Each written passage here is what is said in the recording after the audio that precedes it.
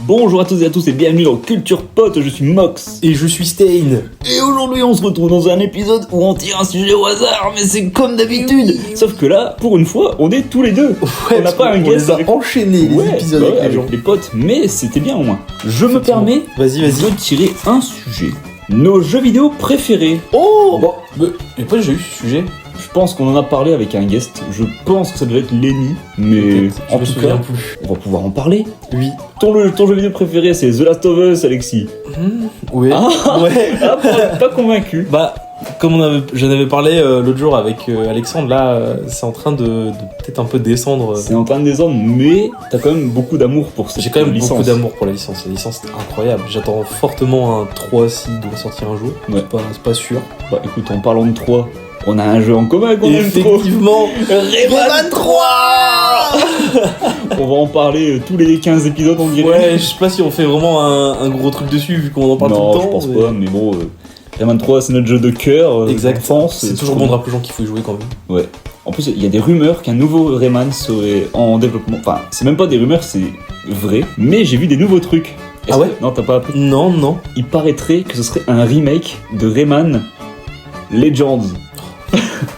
Ça m'énerve, c'est bon, je m'énerve. Alors c'est chiant, mais vu l'état d'Ubisoft en ce moment, qui sont en train de perdre beaucoup d'actions, beaucoup de sous et tout, c'est peut-être le meilleur truc pour eux parce que c'est le Rayman le plus reconnaissable parce que c'est le dernier qui est sorti. Oui, mais c'est vraiment intéressant. Rayman Legends, qui est un jeu Rayman en 2D. Non, mais peut-être que ça sera en 3D parce que ils ont recruté, enfin ils ont mis en ligne des annonces d'emploi de gens qui pourraient aider pour des modèles 3D et tout. Donc peut-être que ce sera un mix ou alors ils vont refaire une refonte, j'en sais rien. Rayman Legends en 3D, ça doit être horrible. Ouais. Ça a une vibe Sonic de fou, les Rayman Legends, genre c'est 3D. tunnel, quoi. Enfin, ce serait trop bizarre, je pense. Ouais. Bah, on verra bien, hein. Mais en tout cas, c'est des rumeurs, on verra. Peut-être 2026. J'aimerais bien un Rayman Lapin Crétin, mais le vrai, genre. Ouais, le Rayman 4, Ce serait quoi. cool, le vrai Rayman 4. Le Rayman 4 qu'on nous tease depuis le Rayman 3, là, avec Murphy. C'était trop triste. Moi, franchement, quand j'étais petit, où t'arrives dans le cœur du monde, là, et puis tu sais quoi faire après, et puis Ouais. après, t'as Murphy qui dit, ouais, il faut faire ceci, cela, et on se revoit dans Rayman 4. Ouais. Et Rayman 4 n'est Et pas Rayman 4 arrivé. n'est pas Donc, arrivé. bon, bah, Ça fout le seum. c'est dommage, mais de toute façon, le lore de Rayman est tellement dans tous les sens qu'en même temps, Ouais. C'est Est-ce tellement un que- bordel. est-ce qu'il y a vraiment une continuité ou est-ce que c'est vraiment des jeux à part entière? Bref. J'ai l'impression que c'était une continuité jusqu'à justement Rayman contre Lapin Crétin, qui sont partis Ouais. un peu en couille. Bah, Et c'est pour ça. le coup, comme j'en parle à chaque fois qu'on parle de Rayman, je lis les règles aussi du jeu de rôle là, amateur. Ouais. Et vraiment, les fans ont fait des trucs de fou. Et genre, ils ont vraiment réussi à connecter des univers. Et j'étais genre, ah ouais, donc ça fonctionne avec ça en fait. Et ils ont réussi à connecter plein de trucs ensemble Ouais. qui, dans ma tête, étaient juste des détails ou des easter eggs, tu vois. Et ils ont Ouais. réussi à faire un vrai lore avec ce truc là. Mais Comme genre un quoi. lore cohérent, tu vois. Comme quoi, hein, quand on donne des moyens à des gens qui sont passionnés, Bah, ils arrivent Ils arrivent toujours à faire un des truc, trucs de ouais, fou. carrément. comparé à Ubisoft qui veulent que faire du fric avec leur NFT et tout là. Leur NFT de con. Ouais. Mais bon, à part Rayman 3, qu'est-ce qu'on aime? Déjà, on aime la licence Rayman, mais en plus, on aime d'autres jeux quand même. Ouais, quand même. Moi, j'aime beaucoup tous les jeux Sonic, enfin pas tous les jeux, mais genre la La licence plupart, ouais, Sonic. parce que tous les jeux. Ah non, je pense. Bon courage. Ouais, je pense qu'il faut vraiment être fou pour aimer tous les jeux. Dose. Moi, T'avais bien aimé Sonic Frontier, toi, je crois, non? Tu m'avais dit. Ouais. Ouais. Bah, en fait, ça change. Mais bon, c'est trop bizarre en fait comme jeu. C'est pas. Ouais. C'est trop bizarre. Mais j'ai vu des images. J'avais maté un semi-let's play, genre un mec qui Ouais. en parlait et tout. Et je regardais et j'étais genre, ça a l'air bien, mais en même temps, ça a l'air vide. Bah, c'est un peu ça parce qu'en fait, c'est pas un jeu open world, c'est un jeu open zone. En gros, Mhm. t'as 4 mondes, enfin 3 ou 4, je sais plus. Mais c'est comme des petits mondes ouverts, et puis t'as des petits objectifs. En fait, c'est comme Zelda, Zelda Breath of the Wild, où t'as le monde, tu dois faire des trucs genre des puzzles et tout, des trucs tout bidons en mode. Mhm. T'appuies sur un bouton, il y a un chemin en lumière qui se trace, Mhm. tu dois suivre le chemin et boum, tu débloques un truc. Ouais, trop bien. Et du coup, c'est comme si tu faisais en sorte que Sonic augmentait de niveau, comme dans un RPG, mais pourquoi? Ouais, c'est Et- bizarre un peu. Après, t'as des entre guillemets sanctuaires où en fait Sonic doit faire des anciens niveaux d'anciens jeux Et du coup, c'est le Cyber World, où en fait, c'est comme des souvenirs et tout. Et en fait, Eggman t'apprend qu'il est bloqué dans le monde là et tout, et qu'il a une fille, et que en fait, l'histoire elle est trop triste. Quoi ? Ils sont tous en dépression. En fait, Ça a aucun sens. Eggman il a une fille parce qu'il l'a créé, je suppose que ça doit être un truc, soit un robot, soit un truc informatique qui s'est mis dans le vrai monde et puis qui essaye de tuer Sonic parce que c'est l'objectif de Eggman. Du coup, c'est la fille qui accomplit l'objectif du père. C'est trop bizarre. Et tous les amis de Sonic ils sont prisonniers de ce monde aussi. Et Sonic il est genre oh non mes amis, je dois vous sauver. Et tout le monde est genre oh Sonic sauve-nous, tu es mon rival mais aussi mon ami. Tu te rappelles dans Sonic 2 quand on a fait ça ensemble? Oh. Ah ouais, donc en fait le jeu il a relié tous les univers ensemble. En fait. Ouais. Mais c'est trop bizarre parce que ça a été écrit, l'histoire a été écrite par le gars qui fait les comics Sonic IDW aux États-Unis. Je sais même plus si c'est sorti en France. Ils l'ont engagé lui pour écrire l'histoire parce que ils ont confiance en lui. Et il me semble qu'il avait aussi écrit le scénario des films, mais je suis pas sûr. Et lui c'est un gros fan de Sonic qui a commencé par faire des fangames. Il aimait trop. Enfin, il aime trop justement tout racoler. Et c'est des critiques qui ont été faites dans Sonic Frontiers parce que justement, t'as des trucs en mode Sonic il arrive, il voit une statue, il fait oh ça me rappelle les Mystic Rings. Tu te rappelles de Sonic Adventure? Eh ben ça me rappelle ce jeu. Oh regarde là-bas, ça me rappelle Soleanna dans Sonic 2006 qui est pas censé être arrivé du coup. Ouais. Oh ça me rappelle ceci, cela. Et c'est en mode des blagues de Family Guy, tu vois. Des Griffins. Je vois. Oh, ça me rappelle la fois où j'ai rencontré le pape alors que j'étais dans l'avion. Vraiment débile. Oh. Mais j'avoue que ça fait bizarre un peu parce que dans ma tête j'ai toujours eu les Sonic 2D et 3D et genre c'est deux temporalités différentes, tu vois. J'ai toujours eu ce feeling un peu. Bah justement en fait, c'est drôle que tu dises ça parce que dans Sonic Generation, tu l'as fait ou pas? Non, j'ai pas fait Generation. Sonic Generation qui est sorti je crois en 2015, un truc comme ça, qui fêtait les 20 ans, les 25 ans de Sonic, je sais plus. C'était un truc en mode ouais c'est l'anniversaire de Sonic, tout le monde est là, tous ses amis et tout. Et puis là, oh il se passe un truc, oh c'est le mangeur de temps ou je sais pas quoi qui aspire tout le monde dans un monde où le monde est blanc et tout. Et il y a comme des bribes de niveaux du passé, genre Green Hill, ou alors des trucs de Sonic Heroes, des trucs de Sonic Adventure, tout ça. Et tu faisais ces niveaux en tant que Sonic, entre guillemets, adulte. Et puis après, tu vois, oh, il y a Sonic, entre guillemets, enfant. Et après, ils se croisent et ils font oh, mais c'est le Sonic là, et toi, tu es le grand Sonic et tout. Mais Sonic du passé, il peut pas parler et tout. Et du coup, c'est drôle parce que t'as genre le petit Tails et le grand Tails qui communiquent et tout. Et c'est un peu un truc fanservice, ce jeu. Mais ça a été un peu retcon le fait que c'était genre le Sonic du passé dans Sonic. Comment ça s'appelle? Sonic Forces, qui est vraiment. C'est un truc de merde, Forces. C'est trop naze, ouais. C'est pas ce que tu crées ton aussi Sonic. L'idée est merdique, ouais, l'idée est vraiment merdique. Ça dépend pour qui, parce qu'il y en a qui sont contents. Hein. Oh, je suis meilleur ami avec Sonic. Je peux courir main dans la main avec lui. Oh, avec ma casquette marquée Gamer. Gamers. Oui. Pour de vrai en plus. Ah ouais. Il y a vraiment un cosmétique avec marqué Gamer sur la casquette. C'est trop nul. C'est trop drôle.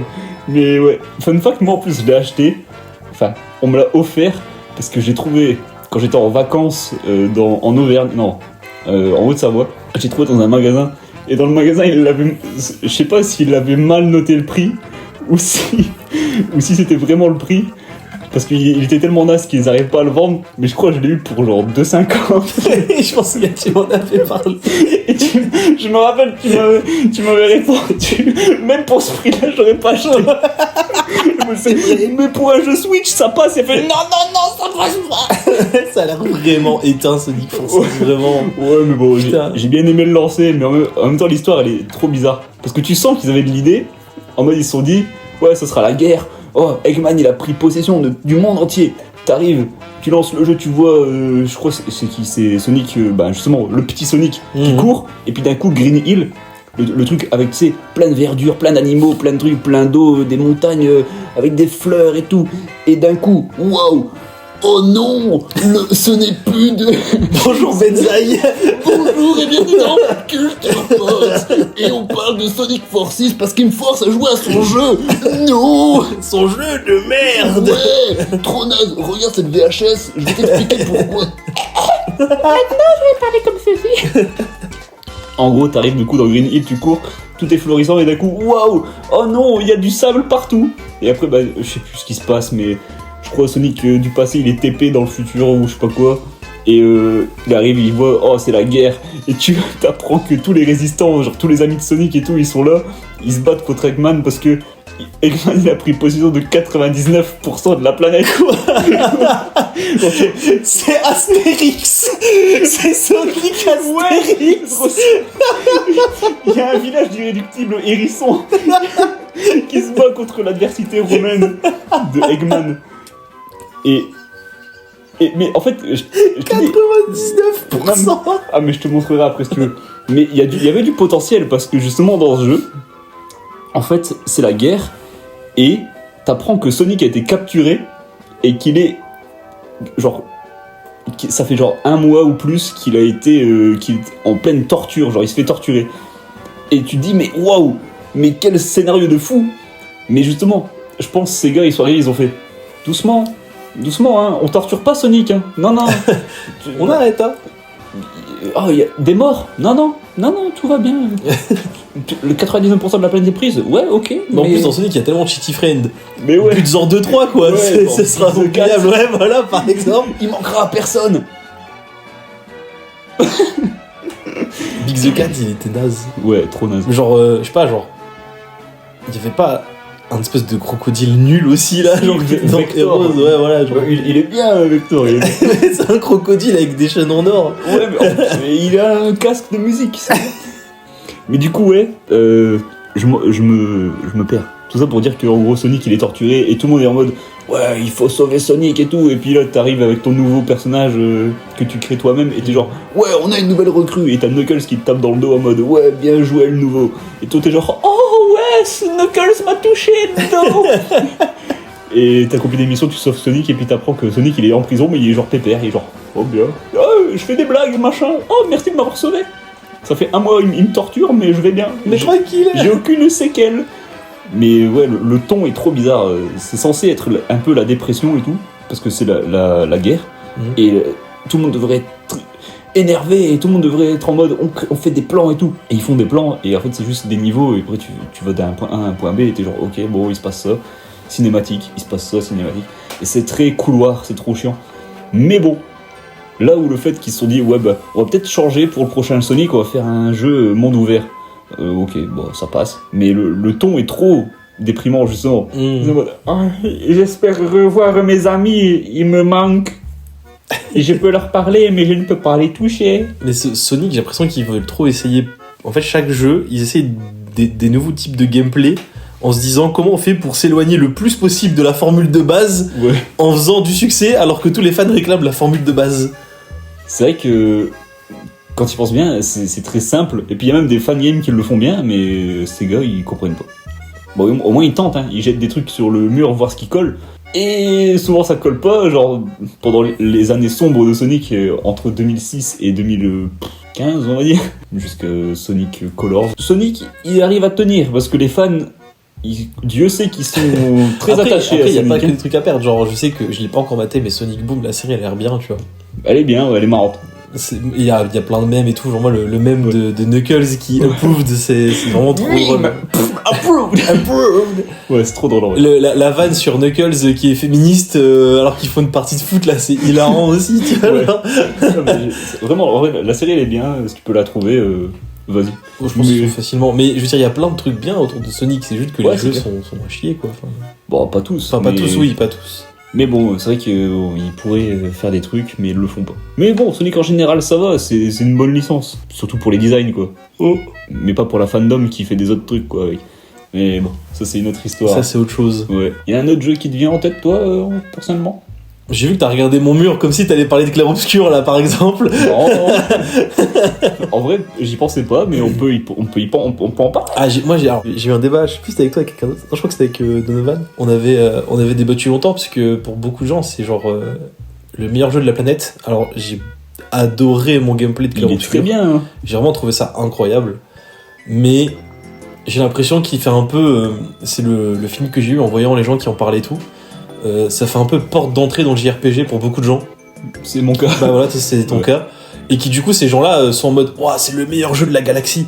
Il y a tellement de JRPG qui font 1000 fois mieux ce que Clair Obscur fait de très bien. Genre, tu vois. Peut-être. Enfin, je le trouve incroyable, je kiffe le jeu. Genre, Ouais. il est vraiment trop bien, tu vois.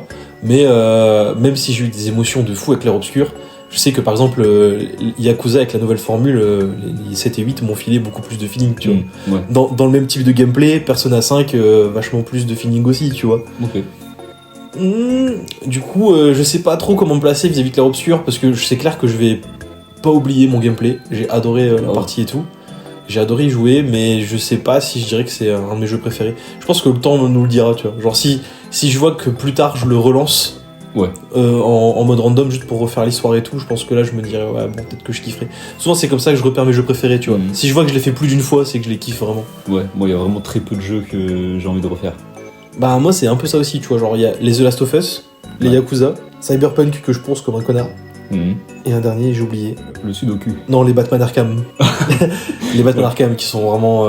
Je Ah pense que Batman Arkham, à chaque fois que je les refais, à chaque fois que je les refais, je me dis pourquoi je pense jamais les mettre dans mes tops alors que en vrai, c'est tellement incroyable, genre vraiment.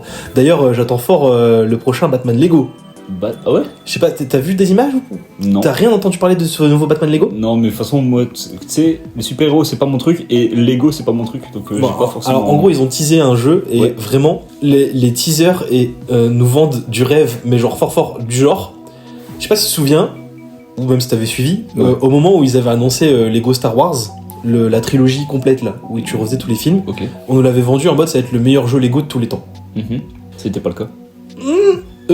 Moi j'ai beaucoup aimé, mais je pense que la nostalgie a beaucoup parlé et que je préférais Ah, l'ancien Star Wars. ok. Par contre, en vrai, objectivement, en termes de gameplay et de ce que ça apporte et tout, c'est le meilleur jeu Lego qui est sorti. Clairement, Ok. t'es genre plein de mondes ouverts, tu peux visiter toutes les planètes de Star Wars, plein de persos Ah ouais. jouables, tu refais tous les films, Cool. enfin il est archi complet et t'as de quoi faire niveau contenu. Et là ils ont sorti le teaser du Batman et pour moi ça va être ça le meilleur jeu Lego de tous les temps, genre Ah ouais. vraiment. T'es sûr que le meilleur jeu, c'est pas Lego Fortnite? On arrête là. Merci d'avoir suivi. Genre en gros, le concept du Lego Batman c'est qu'on va pouvoir rejouer tous les films Batman en live. Donc ceux de Tim Burton, ceux de Nolan, The Batman, avec comment il s'appelle l'autre connard là, Pattinson. Ah, The Batman, ok. Ouais, The Batman avec Pattinson. Et la bande-annonce, alors déjà je rappelle aussi le tout en monde ouvert, Ah. donc ça bénef. Gameplay free flow, c'est-à-dire le gameplay des Batman Arkham. Donc vraiment le Batman c'est qui vraiment il vole et tout un peu partout, il fait plein de trucs de fou. Et le combat aussi ou pas? Ouais, c'est ouais. le combat. Le combat, c'est un combat free flow à la Batman Arkham. C'est tellement satisfaisant en plus. Ah ouais, non, mais c'est incroyable. Et alors, ça, on sait pas, mais il y a plein de fans qui théorisent, dont moi. Il y a un passage dans le thriller où tu vois Batman se balader au niveau d'un bâtiment. Et le bâtiment, il y a plein de gens qui ont dit mais attendez, ça ressemble beaucoup au bâtiment qu'on voit dans Arkham Knight, donc le dernier jeu de la saga. Mhm. Où on se tape contre un groupe de mercenaires. Et en fait, il y a plein de gens qui sont allés regarder dans les films et tout. Et ce bâtiment-là, il est que dans les jeux et puis les comics, forcément. Du coup, ce qu'on suppose, c'est que tu pourras peut-être rejouer des passages iconiques des jeux Batman Arkham dans le jeu Batman Lego. Bah, ouais, ça ferait sens, parce que Ouais. s'ils prennent le même gameplay, pourquoi pas. Ouais, mais Est-ce du que- coup, est-ce ça que, manipule beaucoup. Est-ce qu'il y aura le Batman des années 60 avec sa bombe où il court là, comme un Ouais, grand ouais. Ouais, bah tu l'auras, mais ça, il y avait déjà dans les Ah. premiers jeux Lego Batman, tu t'avais plein de skins. Alright. Et il est même en skin dans les jeux Batman Arkham. Alors le Batman Arkham Knight, c'est une folie, je te montrerai après si tu veux. Ouais, ouais. C'est trop drôle. T'as 1 million de skins dans Batman Arkham Knight. Ils sont vraiment allés sortir des skins, mais sortis Ah ouais. des comics, mais des trucs bressons de fou. Et ben. Genre t'as un truc, c'est Batman Noël, un comics que tout le monde a oublié, qui est vraiment éteint. Genre juste Batman, il a un espèce d'armure au-dessus, enfin il a un espèce de corset chelou, genre tu vois. Ouais. Et ils sont même allés sortir, alors j'ai oublié le nom exact, c'est un truc genre Batman de Zuren Hall, un truc comme ça. Et en fait c'est un Batman rose. Mm. Genre il est rose, jaune, violet, vert, il y a plein de couleurs différentes. Et c'est un vieux comics un peu bresson, Ah ouais. où je crois que c'est genre un Batman d'une autre planète qui Oui. descend Ok. et qui se déguise bizarre. Enfin ils sont vraiment allés sortir des skins de fou, Bah, tu vois. pourquoi pas, ouais. Mais après, je sais pas, on le perçoit comme on veut. D'un côté je trouve ça marrant, de l'autre c'est des skins à 99 centimes. Voilà, tu vois, voilà. Donc, bon. Moi, je suis un vrai fan de Batman et j'ai pris tous les skins. Ça m'est revenu à 109 €. Bah, c'est quasiment ça, je pense. Ouais, t'as vraiment beaucoup, ça fait cher. Mais du coup, ouais, en vrai, on parle des jeux préférés et tout. Je pense que les Batman Arkham, plus j'y rejoue, plus ça monte dans mon top, tu vois. Je pense que ça fait partie de mes jeux préférés. Mais déjà, je crois qu'on avait déjà parlé à un moment donné dans une vidéo, mais je lirai pas de comics sans les jeux Batman Arkham. Genre, clairement, c'est ça qui m'a lancé dans le comics. Ouais. Ok. En fait, quand j'étais plus petit, je me souviens, j'avais genre 10-11 ans, j'avais vu les bandes annonces de Batman Arkham Asylum et j'étais genre, oh putain, ça a l'air trop bien, c'est trop sombre, il y a plein de trucs trop trash, c'est un jeu d'horreur ou c'est un jeu Batman, c'est trop bien. Du coup, je demande à mon père de me l'acheter. Ouais. Et j'ai lancé le jeu et genre, j'ai été matrixé par Batman Arkham, genre vraiment. Ça m'a mis une claque dans la gueule, mais incroyable. T'avais joué au Batman Arkham, pas du tout? J'ai joué à Arkham City. T'as fait City? Ok. Ouais, c'est le seul que j'ai. Bon, du coup, ça va. Il y a des trucs dont je veux parler qui vont quand même te parler toi.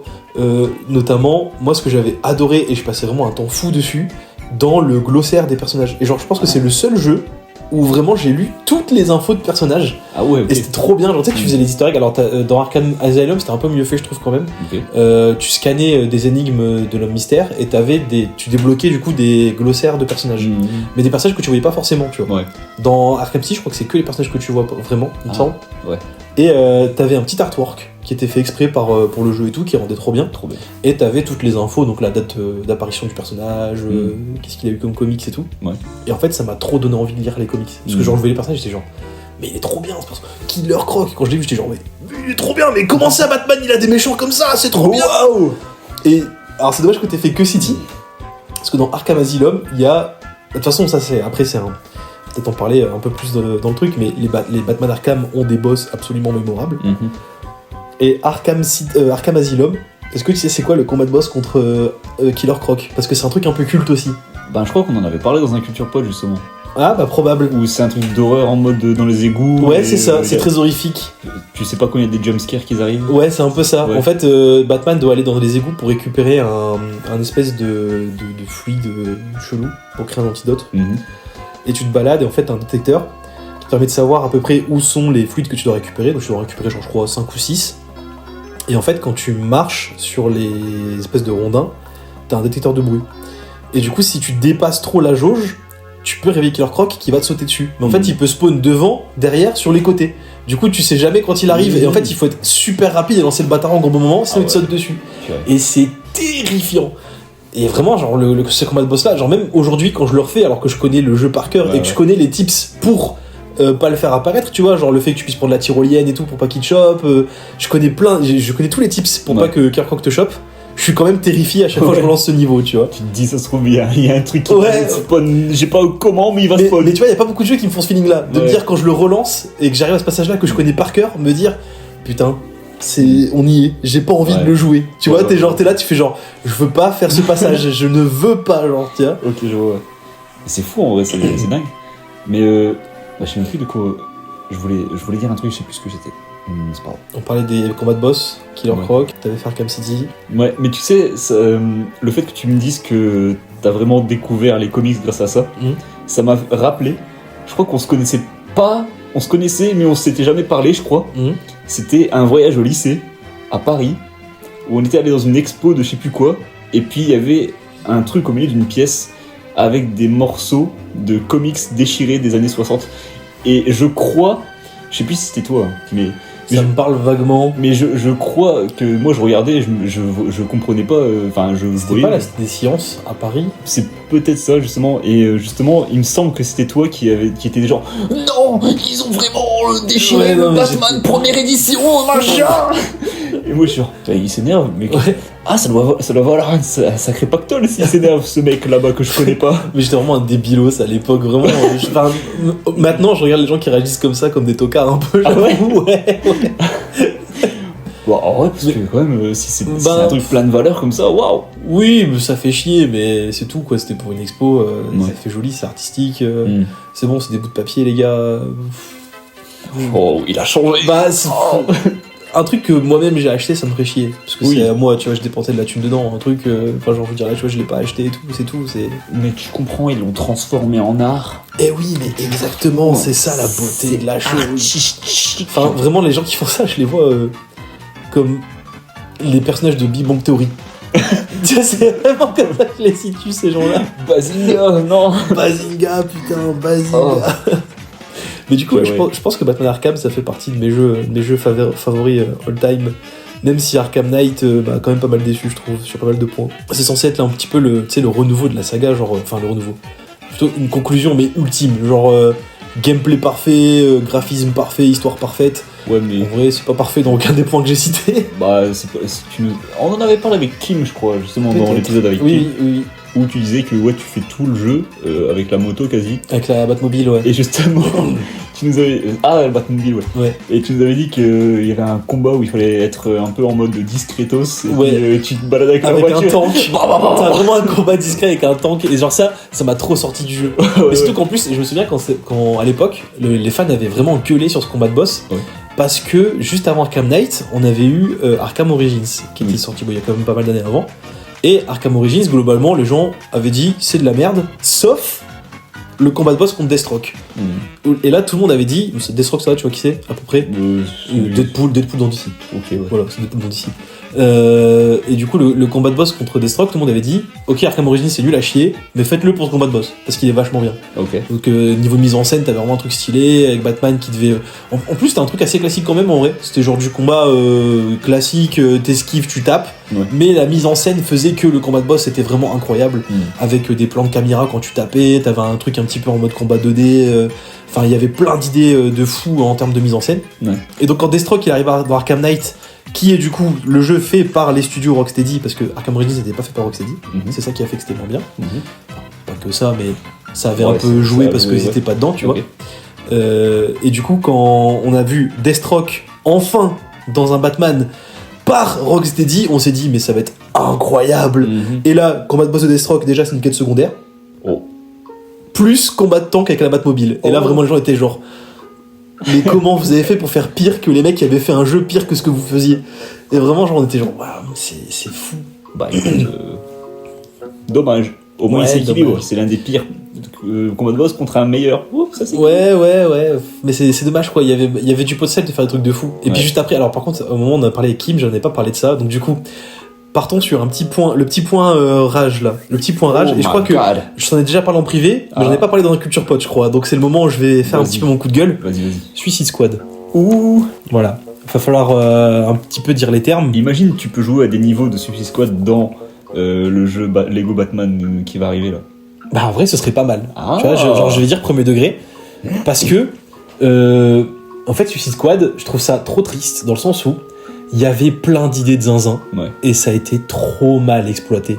Et moi je fais partie de ces gens qui défendaient Suicide Squad jusqu'à la sortie du jeu. Vraiment j'étais en mode mais arrêtez, Rocksteady ils sont trop chauds, ils vont nous faire une dinguerie. Ouais. Il y avait des trucs qui puaient, hein. Il y avait déjà des trucs qui puaient à l'époque où ça sortait. C'est genre les gens se disaient bah déjà la Suicide Squad tuait la Justice League. Il y a littéralement Superman dedans. Bah tu prends un bâton de kryptonite. Bah, alors justement, ça fait partie de la critique que j'ai envie de donner. C'est genre, en fait, l'intérêt du jeu, c'est de se dire comment des bras cassés comme eux, parce que genre concrètement c'est Harley Quinn, donc une meuf un peu tarée qui se bat avec une batte de baseball. Ouais. Captain Boomerang, est-ce que j'ai besoin de développer Captain Boomerang, pas besoin de dire plus, je pense. Bah, c'est un peu le personnage. C'est un petit peu le personnage. King Shark, qui est genre un requin. En gros, c'est. En fait, c'est Hulk, mais c'est un requin. Il est juste pas vert, quoi. Mais c'est Hulk, quoi, tu vois. Et en moins fort. Ah bien. Parce que ça reste un requin, quoi. Donc il est fort comme un requin, quoi. Tu vois. Il faut qu'il s'hydrate. Hein. Ouais, voilà. Et Deadshot, qui à la limite est le plus serious business de tous. Mais quand même, genre, c'est pas parce que le man il s'est tiré de très loin qu'il va réussir à péter la gueule à Superman, tu vois. Bam, entre les deux yeux. Et voilà. Pourquoi il arrive vers moi là? Pourquoi ses yeux ils brillent? Putain!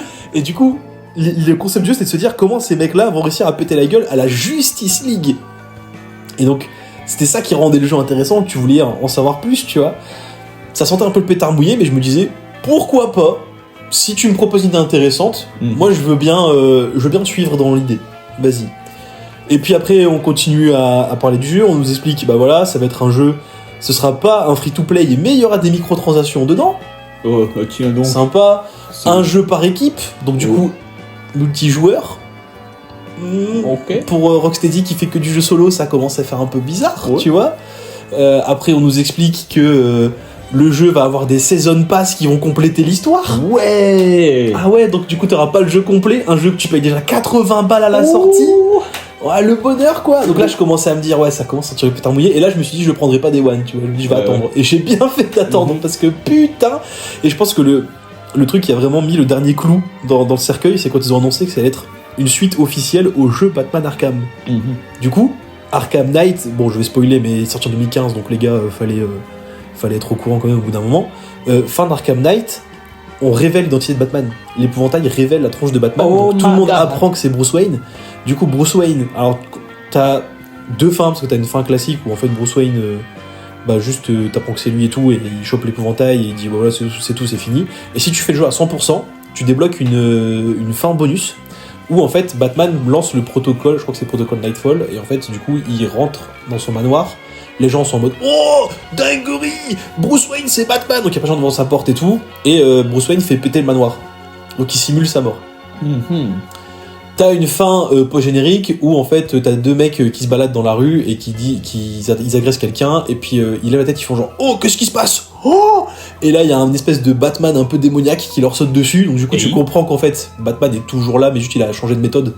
Tu vois, je pense que l'idée, la théorie que tout le monde a eue et qui a été plus ou moins validée par Rocksteady, c'est qu'en fait il a simulé sa mort et il utilise la toxine de l'épouvantail qui peut du coup faire peur aux gens. Il fait une espèce de gaz qui fait peur aux gens, et du coup il utilise la toxine de l'épouvantail pour combattre le crime de manière un peu plus violente, sans tuer vraiment et sans blesser vraiment. En fait, il fait juste flipper les gens, quoi, tu vois.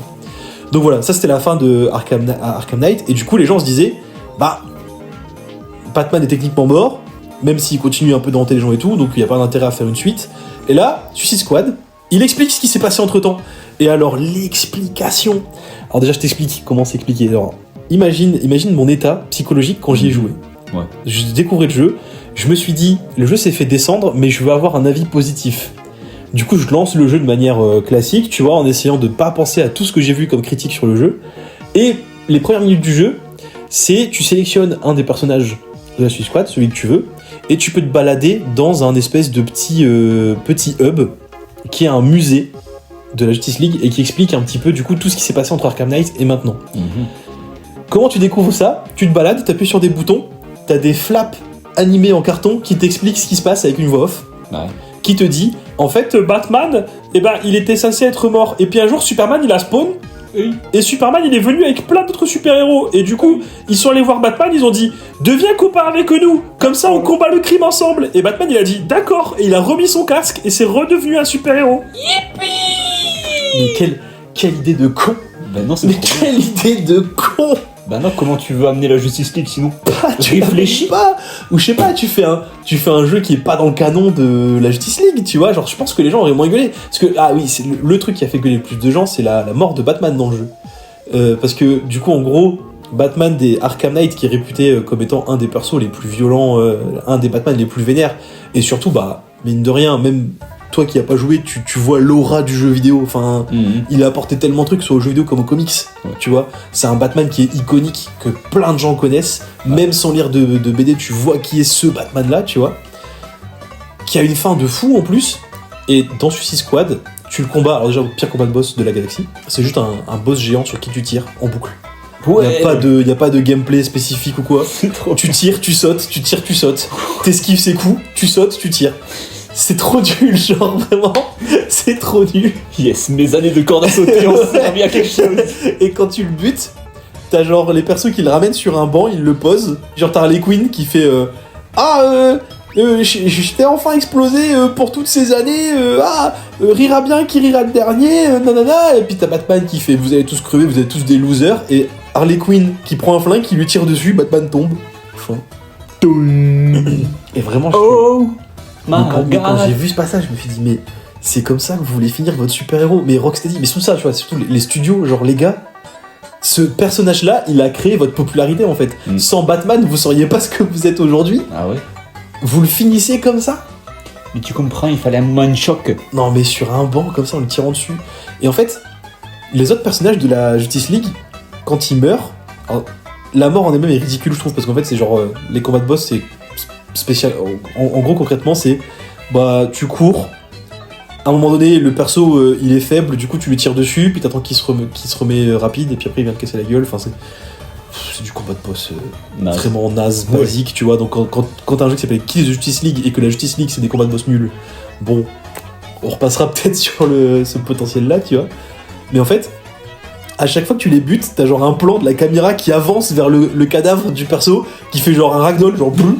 Il tombe, et après tac, écran cinématique, et je suis genre mais c'est ridicule, c'est ridicule. Et puis alors après les gens ont gueulé beaucoup sur la manière dont les personnages se comportaient avec les cadavres des persos. Et là genre pour le coup ça m'a pas choqué, tu vois, parce que la Suicide Squad concrètement c'est des méchants un peu nazes. Alors, en gros pour les gens qui savent pas, la Suicide Squad, l'origine de l'équipe Suicide Squad et de la thématique Suicide Squad dans les comics, c'est en fait des persos jetables. C'est ça l'idée. Du coup les gens qui ont vu le film voit à peu près l'idée, c'est qu'en fait c'est des criminels, donc c'est pour ça qu'on prenait souvent des méchants, mais il n'y a pas eu que des méchants, je sais pas. Mais souvent on prenait des méchants à qui on mettait une bombe dans la tête et on disait vous êtes obligé de faire des missions pour nous, de force, et si ça vous plaît pas on vous fait sauter le crâne. Et du coup en fait les comics Suicide Squad existaient juste pour pouvoir faire des trucs plus violents et où on pouvait sacrifier des personnages de DC sans risque. Parce que dans un comics Batman tu peux pas buter Batman évidemment, sinon les gens vont gueuler, machin, bah, tu connais quoi, c'est l'argent. Ah ouais. Mais du coup, si tu prends un perso d'un comics Batman un peu naze, genre je sais pas, par pur hasard, Captain Boomerang, enfin c'est Flash en vrai, mais t'as l'idée quoi, tu vois, et que ce perso-là tu le butes, qui s'en branle, enfin tout le monde s'en fout, tu vois, et du coup c'était un peu de la Suicide Squad. Et donc par la suite c'est une équipe qui est devenue un petit peu ironique dans le sens où bah souvent c'est des persos un peu avec une mentalité douteuse et tout ça, et du coup bah effectivement les gens ont gueulé parce que quand tu butes Flash, Captain Boomerang qui est du coup son ennemi juré, oui c'est vrai ce que je raconte, Captain Boomerang va voir Flash et pisse sur son cadavre. Yes. Et en vrai les gens ont gueulé, moi j'étais en mode bah non c'est logique, c'est le méchant, Ah oui. il est content, il a buté le héros, tu vois. Et ça, c'est un truc que je voulais noter sur Squad, c'est qu'en fait, c'est un jeu qui a tellement de bonnes idées, mais qui sont trop gâchées, du genre le fait que bah, les cinématiques, elles sont trop bien. Et genre, franchement, moi, c'est ça qui m'a donné envie de faire le jeu jusqu'à la fin. Parce que sinon, s'il n'y avait pas eu les cinématiques qui sont vraiment hilarantes et où tu vois vraiment l'équipe, l'humour de Squad, il est vraiment drôle. C'est vraiment très très marrant. Et genre, quand tu vois la manière qu'ils ont d'agir entre eux et tout, bah ça colle bien et c'est très très marrant, mais le problème c'est tout ce qui est autour, tu vois. Ah ouais. Genre limite, si je dois conseiller Squad, je dirais aux gens, bah matez plutôt un Game Movie Land où bah du coup t'as toutes les cinématiques qui sont le gameplay, donc du coup t'as les seuls trucs intéressants que de jouer au jeu, et c'est vachement dommage, tu vois. Et en fait je trouve que c'est un potentiel gâché, parce que par exemple tu vois 4 persos, on veut faire un jeu multi, bah pourquoi tu fais pas que chaque perso a un gameplay différent? Là non, c'est pas le cas. Ils ont tous des flingues. Encore une fois, hein, je reviens sur le même personnage, hein, mais Captain Boomerang, c'est un mec qui se bat avec des boomerangs. Ouais. T'avais moyen de faire un gameplay trop marrant, tu vois. Ouais, genre je sais pas, tu lances des boomerangs. Alors le concept dans le jeu, c'est qu'il y a des boomerangs qui lui permettent de se TP. En fait, il lance un boomerang et le boomerang qui est plus loin, hop, il se retrouve instantanément à l'endroit où il a lancé le boomerang. T'avais moyen de faire des gameplays de fou. Bah ouais. Tu sais, tu lances le boomerang et tac tac, tu tapes tout le monde, tu vois, avec un personnage peut-être un petit peu style DPS, genre tu vas venir un peu casser les couilles aux ennemis, avoir des gameplays un peu particuliers, hein, tu sais, un perso un peu aléatoire, genre tu lances le boomerang et puis tu sais pas trop il va atterrir et du coup t'as un gameplay un peu plus risqué. Avec Deadshot, tu pouvais faire un gameplay un peu sniper, c'est un mec qui tire de loin, tu fais un truc un peu stratégique, tu vois. Harley Quinn, t'en fais un perso qui est un petit peu plus volatile, qui va avoir tendance à se sacrifier un petit peu, à venir faire un peu la fofolle, mais pour gagner un max d'XP. Ouais. King Shark, c'est un gros mec avec un Gatling. Un tank. Tu fais un gros tank, tu vois. Ah ouais. Bah non, tous les persos ont le même gameplay, les mêmes déplacements, la même manière d'être joué. Je trouve ça trop nul. Bah ça sert à rien. Dans ce cas, t'as qu'à faire un jeu où t'incarnes juste Harley Quinn, quoi. Oui, ben voilà, c'est ça, tu vois, sert, et c'était vraiment une idée de merde. Et du coup, on en revient à ce que je disais quand je t'ai dit attention, on va en reparler et tout. Superman, l'homme le plus fort de la planète. Comment il le bute? Écoute pas bien, ils vont chercher un Lex Luthor d'une autre temporalité Bah ouais. qui va trouver une kryptonite jaune Bah non. qui est techniquement pas la kryptonite qui affaiblit Superman, mais comme Superman il est possédé par Brainiac qui est un autre méchant, la kryptonite jaune maintenant elle lui fait un autre effet, et donc du coup pour casser la gueule à Superman, qu'est-ce qu'ils font? Et ben ils se mettent de la kryptonite sur eux. Bah ouais. Mais attention, parce qu'ils tirent des balles, Oui. mais du coup les balles qu'ils tirent elles sont pas en kryptonite, Non mais c'est... mais ça touche quand même Superman. En fait, le contact du corps avec l'objet fait que la kryptonite... C'est marrant parce que tu fais littéralement l'explication qu'ils donnent dans le jeu.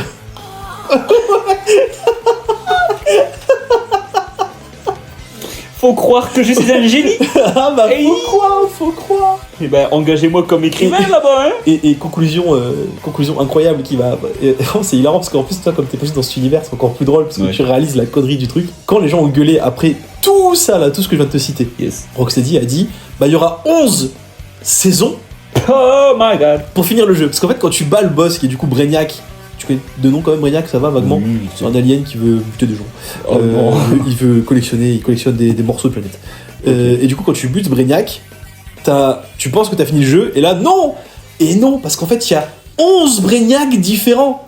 Oh. Et pour finir le jeu, faut buter les 11 Brainiacs de chaque temporalité pour pouvoir enfin profiter de la fin du jeu de Suicide Squad. Pas Et possible. évidemment, chaque Brainiac sera dispo dans un Season Pass qui t'offre quoi? Il t'offre un reskin de la map. Qui est du coup exactement la même map, sauf que bah là tu l'avais en map urbaine, bah là tu as map sable. Eh, Attention, c'est un désert. eh bien. Mais c'est exactement la même map, hein, mais juste il y a du sable. Mais c'est pas la même Attention. temporalité. Et en plus t'as un nouveau perso. Et Oui. qui t'as comme personnage? Qui Mr. Freeze. Mister La fille de Deadshot. Oui. De tous les persos de comics, t'es Warner Bros. Tu as la licence DC Comics. Tu mets la fille de Deadshot. Bah c'est super. C'est trop débile. C'est Énorme. vraiment trop débile. Non. Et du coup, ils ont fait ça. Et évidemment, le boss de chaque Season Pass, c'est le boss du premier jeu, mais avec un autre skin. Exactement le même gameplay. Tiens. Du coup, autant te dire que, comme c'est bizarre, au bout de la 4ème saison, ils ont arrêté. Je me demande bien pourquoi. Eh les gars, on va faire le même truc tout le temps. Les trous du cul, ils vont déplacer leurs sous là. 20 €, bam C'est bam bam. exactement ce qui s'est passé. Et alors, comment ils ont conclu le jeu? Et là, c'est hilarant. Déjà, ils ont pas fait de cinématique en 3D. Oh Alors que c'est ce truc intéressant du jeu, donc ça c'est dommage. C'est un slideshow en 2D quoi. Ouais, c'est un slideshow en 2D, Yes. littéralement. Et ils te font une explication où ils te disent à la fin, tiens-toi bien, c'est hilarant. En fait, la Justice League que t'as buté, c'est pas la Justice League, c'est des clones. Oh. La Justice League, depuis le début, elle était planquée en train de préparer son intervention. Et ils sont ressortis, ils ont buté Brainiac, et du coup, tout est bien qui finit bien, tout le monde est en vie. Sauf Wonder Woman, qui elle est morte dans le jeu, qui était la seule qui n'était pas transformée, et elle était pas au courant qu'ils étaient tous planqués. Mais pourquoi Elle lui aura fait quoi? Elle a niqué leur mère ou quoi? Je sais pas. Elle Ça en m'a donné sauté de rire. Et du coup, à la fin, ils se sont dit. En fait, je pense qu'ils ont fait ça en mode. Bah, les fans ils gueulent, donc du coup, c'est chiant. Du coup, on va trouver des explications en disant. Bah, en fait, Batman il est pas mort du coup. Parce que c'est ça, c'est le truc qui a Par fait contre qu'on la gueulait. meuf là. Et ils étaient en mode. Ouais, mais Wonder Woman elle est vraiment morte. Et tu sais, ils sont regardés genre. Putain, qu'est-ce qu'on fait pour Wonder Woman? C'est dit dans le jeu que c'est vraiment elle. Ah ouais, parce qu'en fait, en gros, le speech du jeu, c'est que Brainiac, il a trouvé une manière de contrôler le cerveau de tous les gens de la Justice League. Ok. Et Wonder Woman, comme elle a un sang d'Amazon, encore une fois, c'est un peu débile aussi parce que Superman c'est un Kryptonien, donc il a pas le même sang que les autres, mais bref. Wonder Woman avec le sang d'Amazon, elle est pas affectée par le virus de Brainiac. Ce qui fait que elle va combattre la Justice League. Et en gros, tout le jeu, c'est bah toi t'es avec ta Suicide Squad et elle veut pas de l'aide de la Suicide Squad parce que bah ils sont méchants, elle est gentille. Et en fait, t'as un passage où elle se bat contre Superman et Superman bute Wonder Woman. Et tu la vois vraiment crever à l'écran. Hein. Genre vraiment, c'est littéralement, tu la vois crever à l'écran. Elle disparaît, elle est en sang, elle disparaît parce qu'en fait, il y a un délire de. Les gens, quand ils meurent, ils se transforment en poudre, je crois. C'était juste un truc pour éviter les frais sur les PNJ. Et du coup, Wonder Woman meurt littéralement. Et du coup, ça prouve qu'en fait, je pense qu'ils avaient pas prévu cette fin. Et ils se sont juste dit, putain, les fans vont gueuler. Mais qu'est-ce qu'on fait pour Wonder Woman? Parce que là, quand même, il y a une cinématique qui montre qu'elle crève. Mais en même temps, la Justice League, ils étaient quand même en vie. Alors, je sais plus comment justifie le truc. Je crois que c'est genre Wonder Woman, elle était pas là au moment où ils avaient eu ce plan. Et du coup, c'était en mode, oh, fait chier, bon bah tant pis. Mais ils ont fait une statue de Wonder Woman à la fin. Ah, elle a une statue, donc ça va. Quand même. Hein. Quel jeu de merde. Et je comprends pas comment Rocksteady a fait pour partir. Enfin, ils nous ont créé une des sagas les plus incroyables de la galaxie et ils ont fait ce jeu. Faudrait se renseigner sur l'histoire du studio, mais ça se trouve, ceux qui ont fait Batman Arkham, c'est plus du tout les mêmes qu'ils ont fait. Mais je crois qu'il y a ce truc-là, ouais. Il y a eu des mecs qui sont partis et il y a eu des restructurations dans l'entreprise. Bah, ça doit être ça. Et surtout, je crois que c'était un moment où Warner Bros commençait un petit peu à venir les emmerder beaucoup sur les jeux, tu vois. Et comme au moment de la création de Suicide Squad, t'avais Fortnite qui pétait, au moment où c'était annoncé et tout, je pense que Warner Bros les a un peu poussés à faire un Fortnite-like, tu vois. Sauf que t'es pas Fortnite, hein, Bah ouais. à un moment donné. Et puis surtout, le studio est pas fait pour ça. Le studio, il fait pas ça là-bas. Ah ça, puis justement Warner qui voulait justement enflouer leur sous en faisant des trucs. Par exemple, quand ils ont fait Multiversus et que les gens ont crié parce que le jeu était trop naze. Enfin, non, il était pas trop naze. Mais il y avait des idées nazes. Genre le jeu de base, il était cool. Puis après, ils ont rajouté des trucs. Ils ont refait le jeu entièrement parce qu'ils ont changé de moteur de jeu. Je crois que c'est Unreal Engine 5 sur lequel ils sont passés. Et tu peux pas transférer les données du 4 jusqu'au 5, donc ils ont dû tout refaire. Et du coup, Warner, ils se sont dit, on veut le plus de sous possible, vous faites plein de skins, vous faites plein de Battle Pass, des trucs comme ça. Et au final, le jeu, il est mort parce que il a souffert de cette mentalité de, il faut faire des Battle Pass, il faut faire le jeu free to play, mais du coup, il faut que les gens, ils raquent. Donc, comment veux-tu tenir le coup alors que t'es une petite équipe? Bah ouais, c'est clair. Impossible. Et puis, je pense que déjà, ils ont dû bégayer quand ils ont vu le succès que ça a eu à la sortie déjà Multiversus. Ouais, c'est ça. C'est un petit studio qui a plein de licences et ils font un bon jeu qui a des bonnes idées. Et on les presse derrière en mode il faut plus de sous. Bah écoute, ok, mais au pire, lance le jeu à 40€, tu fais un DLC ou je sais pas combien, et puis voilà. Ouais, mais bon, c'est le système du jeu vidéo actuel qui est trop chiant. Ouais, ils veulent trop faire de free-to-play, des microtransactions et ce genre de choses. Et même sur des jeux qui n'ont aucun sens. Enfin, tu vois, justement, Suicide Squad, ça n'a aucun sens de faire de la microtransaction. Il y a des statistiques, je me souviens, je l'ai pris en photo, ça m'avait marqué. T'as des équipements, donne des bonus, et il y a un bonus, c'est genre, cette arme vous donne 0,25% en plus de chance de toucher un ennemi quand vous sautez et qu'il est en feu avec une arme rose. Rose, c'est le, tu sais, c'est comme dans les, le niveau de rareté, genre. Okay. C'est très spécifique. Quand même, et c'est que des stats comme ça. Et j'étais genre, mais quoi ? Quel est l'intérêt ? J'ai pas envie de me casser le cul à lire sur des trucs. Et en fait, c'est ça, c'est genre Warner Bros. Je pense qu'ils ont pris tout ce qui marchait au moment de ce jeu. Tu vois, t'as vu Borderlands, les Fortnite, ce genre de trucs. Ils ont dit, tu mets tout ça dans un jeu, ça fait un globi-boulga. Et hop, et en plus, on met Rocksteady. On fait la suite de Batman Arkham, comme ça, j'en vois acheter comme des pigeons parce qu'ils veulent la suite de leur jeu préféré, là. Ouais. Et tac, ça va se vendre. Et ils s'en sont mordus les doigts. Comme quoi, il y en a qui comprennent pas le jeu vidéo. Ouais, c'est vachement triste. C'est dommage. Mais d'où le fait que justement c'est bien qu'il y ait des jeux comme Clair Obscur qui sortent de nulle part et qui raflent tous les Game Awards et tout en disant regardez, on peut faire un jeu de fou, un jeu complet, boum, pas trop cher, une expérience de fou et pas de microtransactions. Ah mais Soundfall ils ont tout niqué avec ça. Si c'est Soundfall. Soundfall, ouais. Soundfall Interactive. Ouais. Et ouais c'est cool. Ça serait bien de revenir au temps où t'achetais ton jeu, il était très bien, tu jouais tellement dessus et puis tu passer un bon moment plutôt que d'être frustré parce que le jeu il te demande de payer et de débloquer le nouveau truc. Il faut exactement le FOMO, c'est le fear of missing out. C'est genre la peur de manquer le truc en mode débloque ton skin, il n'est là que 22 jours donc si tu ne l'achètes pas tu ne pourras jamais l'avoir. Et du coup ton skin il faut que tu le montres à tout le monde parce que c'est un jeu en ligne. Regarde, il faut que tu montres à tout le monde, regardez, j'ai eu le truc à temps, regardez-moi. Regardez, je suis beau. C'est dingue. C'est fou. Après, moi, j'ai jamais compris ce truc-là parce que j'ai toujours été plutôt au jeu solo et du coup, ça m'a toujours un peu fait bizarre ce genre de truc. Je comprends pas trop le feeling que ça peut apporter. Enfin, si, je pense qu'il y a une certaine dopamine, tu vois, avec l'idée de se dire j'ai mon skin là. Ouais.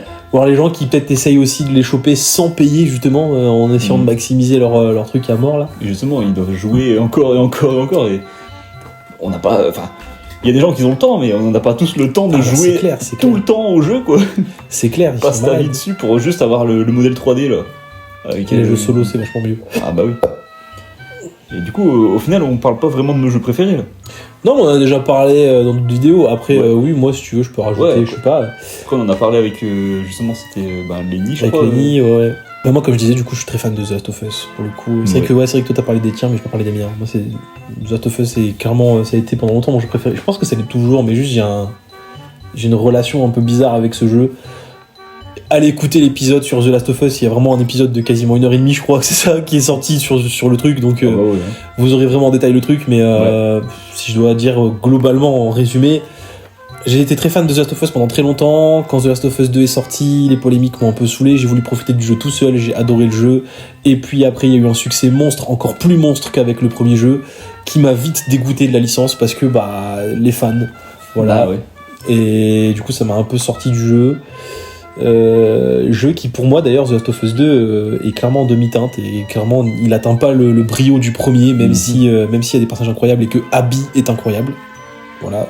Si vous voulez m'insulter, insultez-moi, mais c'est un perso de fou.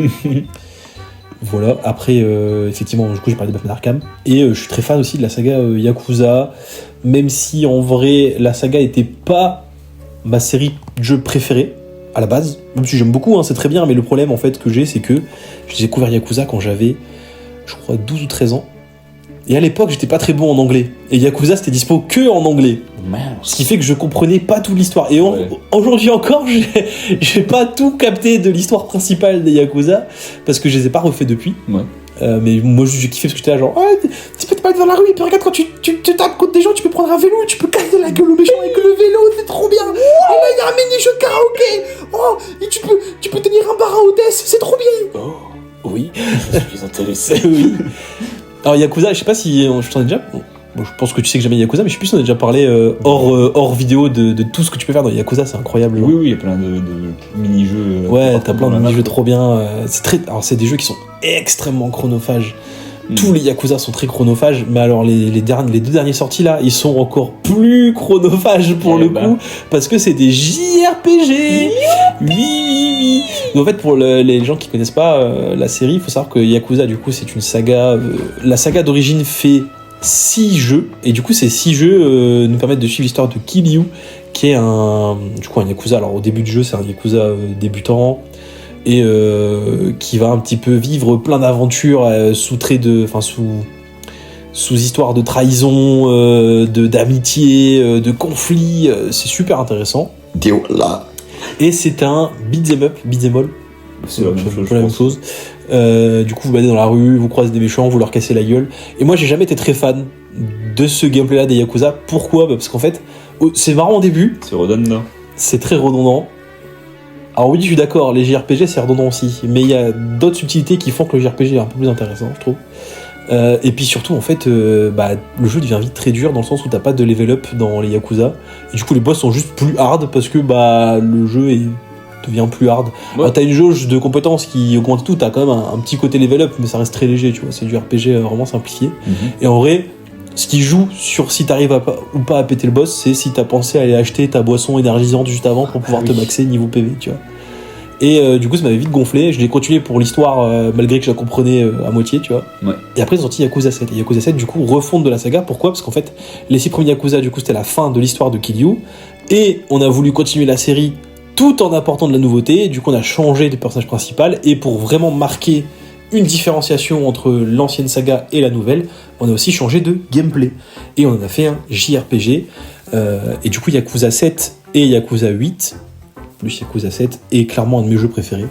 Dans le sens où, en fait, il y a eu trop d'idées de fou. Enfin, en fait, c'est trop difficile d'expliquer pourquoi c'est incroyable sans dire aux gens qu'il faut y jouer. Parce qu'en fait, globalement, on a gardé tout ce qui faisait l'esprit de la série Yakuza, et on a rajouté un gameplay qui sublime le jeu, en fait. Parce que le beat'em up, c'est bien marrant en 2 secondes, mais comme je disais, c'est vite redondant. Là, dans le côté JRPG, du coup, justement, t'as un côté de level up qui va être vraiment intéressant, où quand tu vas level up, tu vas avoir plein de statistiques différentes qui vont se maxer, tu pourras aller choper des nouvelles armes qui vont modifier ton personnage. Les quêtes secondaires ont une vraie utilité au-delà d'être juste rigolotes, parce que du coup, ça te rapporte du stuff, ça te rapporte de l'XP, ça te rapporte plein de choses, tu vois. T'as tout un système de relationnel avec tes camarades. En fait, si tu deviens pote avec eux, tu vas empocher des points en plus. En fait, ils ont vraiment pris tout ce qui faisait l'essence même de Yakuza. Genre, ils ont vraiment respecté l'univers du jeu d'origine, mais en mettant ce gameplay JRPG qui fait qu'en fait, tout ce que tu vas faire en mission secondaire vont t'apporter du bonus dans le jeu. Ça te pousse tellement à venir, tu vois, tout faire en fait. T'as envie de tout essayer parce que tu sais que tout ce que tu vas faire va te rapporter des trucs. Ouais. Et ça fait un plus, mais incroyable. Et puis l'humour du jeu est fou furieux. Mais j'aime beaucoup aussi, c'est l'explication qu'ils sont donnée sur pourquoi ils en ont fait un JRPG. En fait, il faut savoir que le personnage principal, Ichiban Kasuga, c'est un mec, en gros, c'était un orphelin qui a vécu dans un sopland. Du coup, je crois que ça passe, c'est quoi un sopland ? C'est globalement un bar à pute au Japon. Voilà. Non, j'allais dire j'abuse, mais non, c'est vraiment ça, je crois. La belle enfance. Je crois que c'est vraiment ça. Je rigole, mais non, je me dis. Et du coup, il était élevé dans Sopland, et en fait, du coup, c'était un peu un gamin difficile, on va dire. Il traînait les rues et tout. Et un jour, il va faire croire à tout le monde que c'est un affilié à la famille des Yakuza la plus proéminente de l'époque. Ça se dit proéminente? Oui. Peut-être. Bon, la les plus gens, vénère, quoi. on a compris, en vrai. Voilà. Et en fait, le chef Yakuza va apprendre que le gamin a dit ça. Et du coup, il dit, il est pas content, il va essayer de lui casser la gueule. Enfin, il va lui dire, casse-toi et tout. Et en fait, il va venir sauver le gosse. Enfin, on pense qu'il veut l'attaquer. En fait, il va venir sauver le gosse et lui dire, ok, viens dans ma famille. T'es vraiment dans ma famille maintenant. Voilà. Et Kasuga, en fait, c'est un gros geek. C'est un gros geek de fou qui est fan de Dragon Quest. Bah ouais. Et du coup, la justification du jeu sur pourquoi c'est du tour par tour, c'est qu'en fait, Ichiban, quand il se tape, il croit être dans Dragon Quest. Ah ouais, ok. Et du coup, en fait, IRL, les combats se déroulent hors tour par tour. Mais toi, quand tu joues, t'es en tour par tour, parce que comme t'as la tête de Kasuga, et ben tu tapes en tour par tour. Et cette subtilité-là, elle a été très bien retravaillée dans Yakuza 8, parce que dans Yakuza 8, tu peux incarner Kiryu, qui était du coup le protagoniste des premiers jeux. Et en fait, Kiryu, quand tu le joues, il y a une action qui fait que tu passes en mode beat'em up.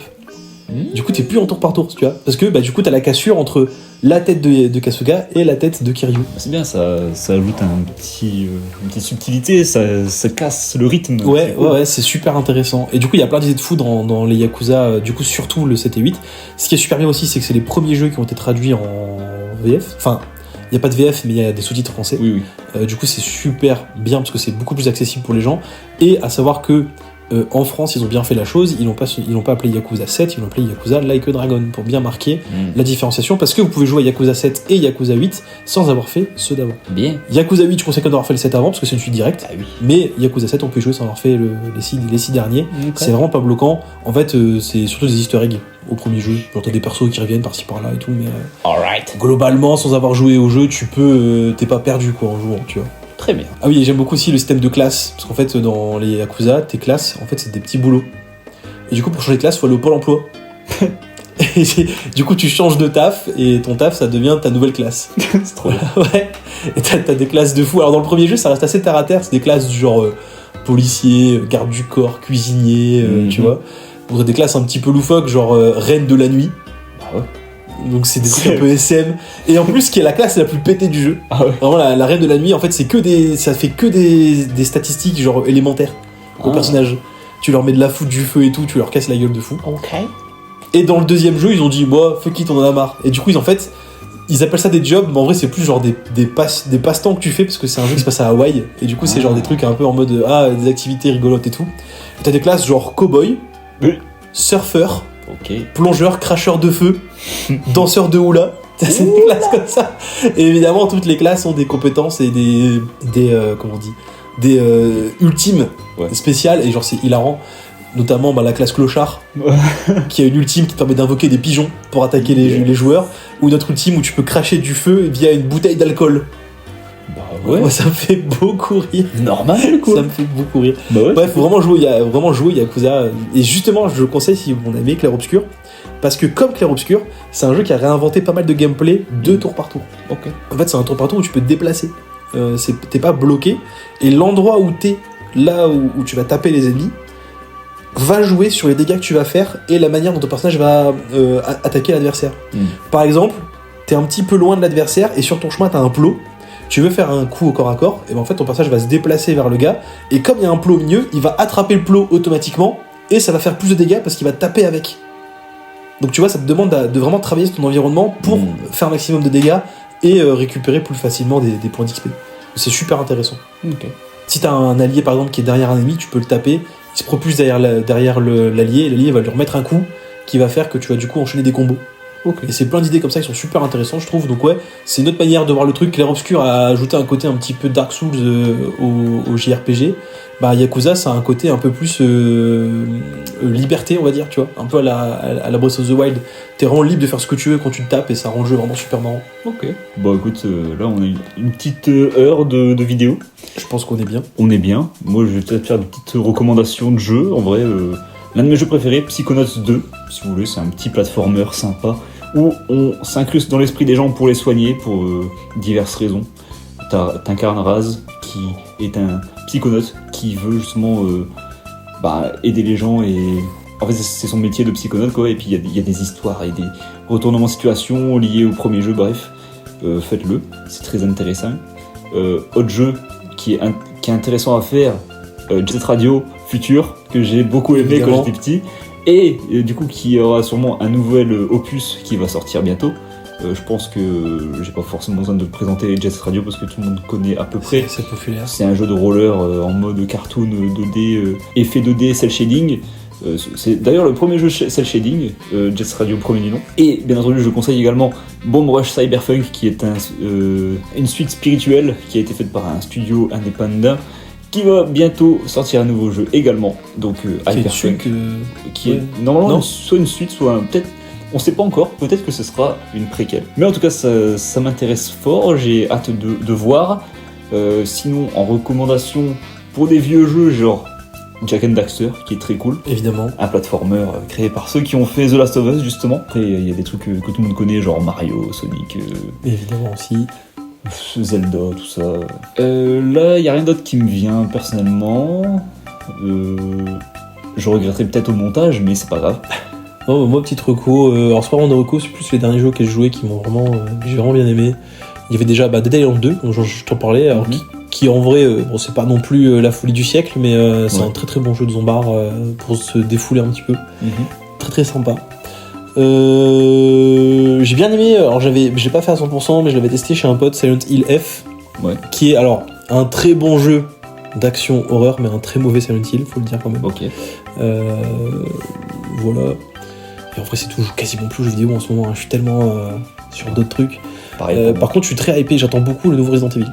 Ah, ouais, j'avoue que ça... J'attends beaucoup, je suis un peu mitigé, je sais pas si t'as vu un petit peu des infos sur le gameplay. Un petit peu, mais bon... Le gameplay me fait peur, si tu vas être divisé du coup entre le gameplay Léon qui va être ciblé action, et le gameplay, je sais plus c'est quoi le nom, mais de la gamine, qui lui va être typé horreur. Et du coup, j'ai peur que ça nique facilement...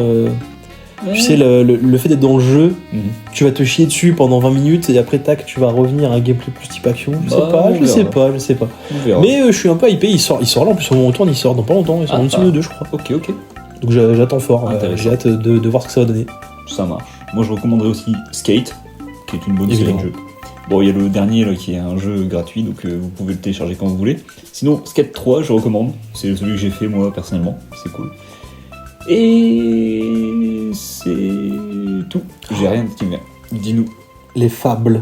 Oh, adoré les fables quand j'étais plus jeune. Oh, comment j'ai oublié.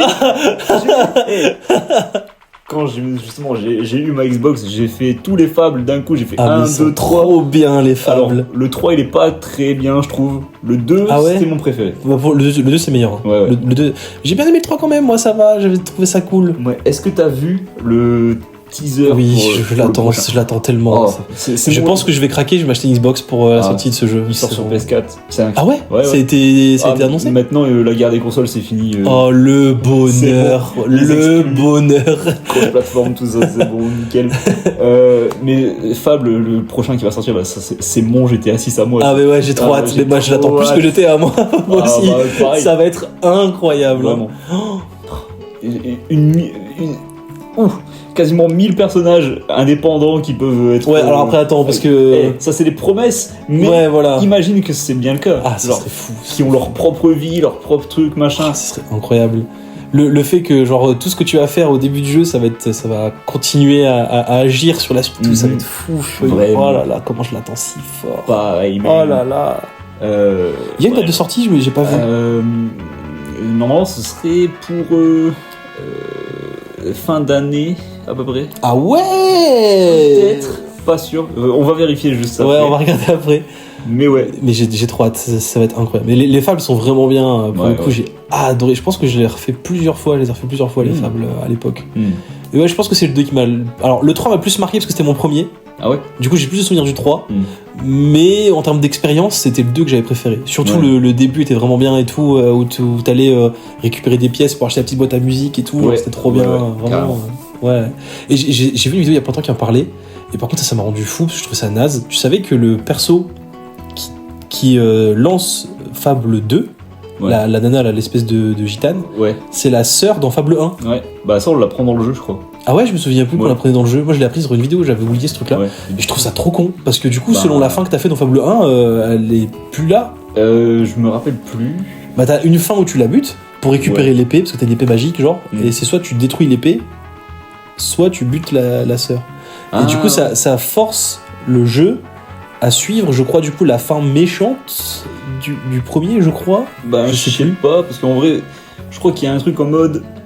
Dans tous les cas, soit c'est elle, soit c'est son esprit, on sait pas parce que c'était il y a longtemps, du coup. Est-ce qu'elle est vraiment vivante J'ai ou trouvé pas ça un petit peu tiré par les cheveux, ça m'avait un Ouais. peu sorti du truc du coup.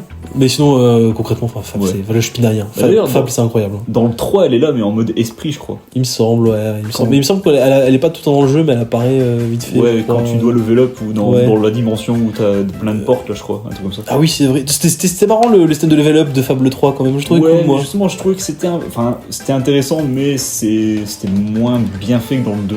Bah, enfin, en fait, Fable 3, il a souffert de ce truc alors, Fable a toujours été bloqué dans ce système de soit t'es gentil, soit t'es méchant. Ouais. Fable 3, c'est celui qui était le plus dans ce truc-là, je trouve. Ouais. Il te laissait vraiment aucun choix. C'était vraiment binaire, quoi. C'était Ouais, c'est ça. c'était gentil, méchant. Et puis des fois, t'avais des choix où je trouvais que c'était genre.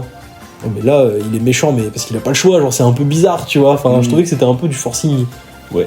C'est justement un truc que j'espère qu'ils vont corriger dans le prochain. Parce que bah, ça va être. Ça a l'air d'être un peu plus gris, Ouais. ce que tu fais.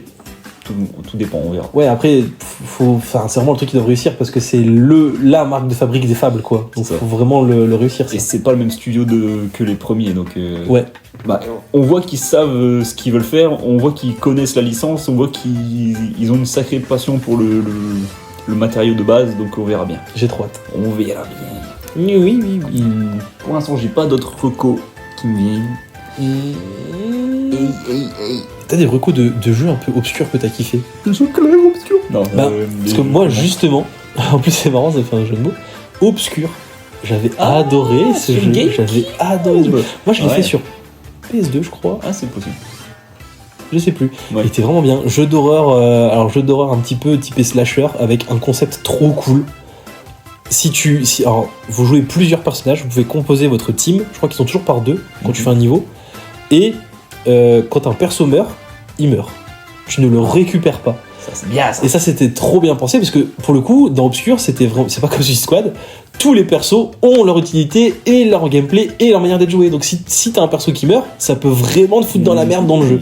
Ouais, Et c'était vraiment trop bien trouvé. J'avais adoré ce jeu. trop cool ça. Et alors, je pense qu'il y a peut-être 3 personnes qui vont capter ce jeu, mais je me souviens, il m'a marqué.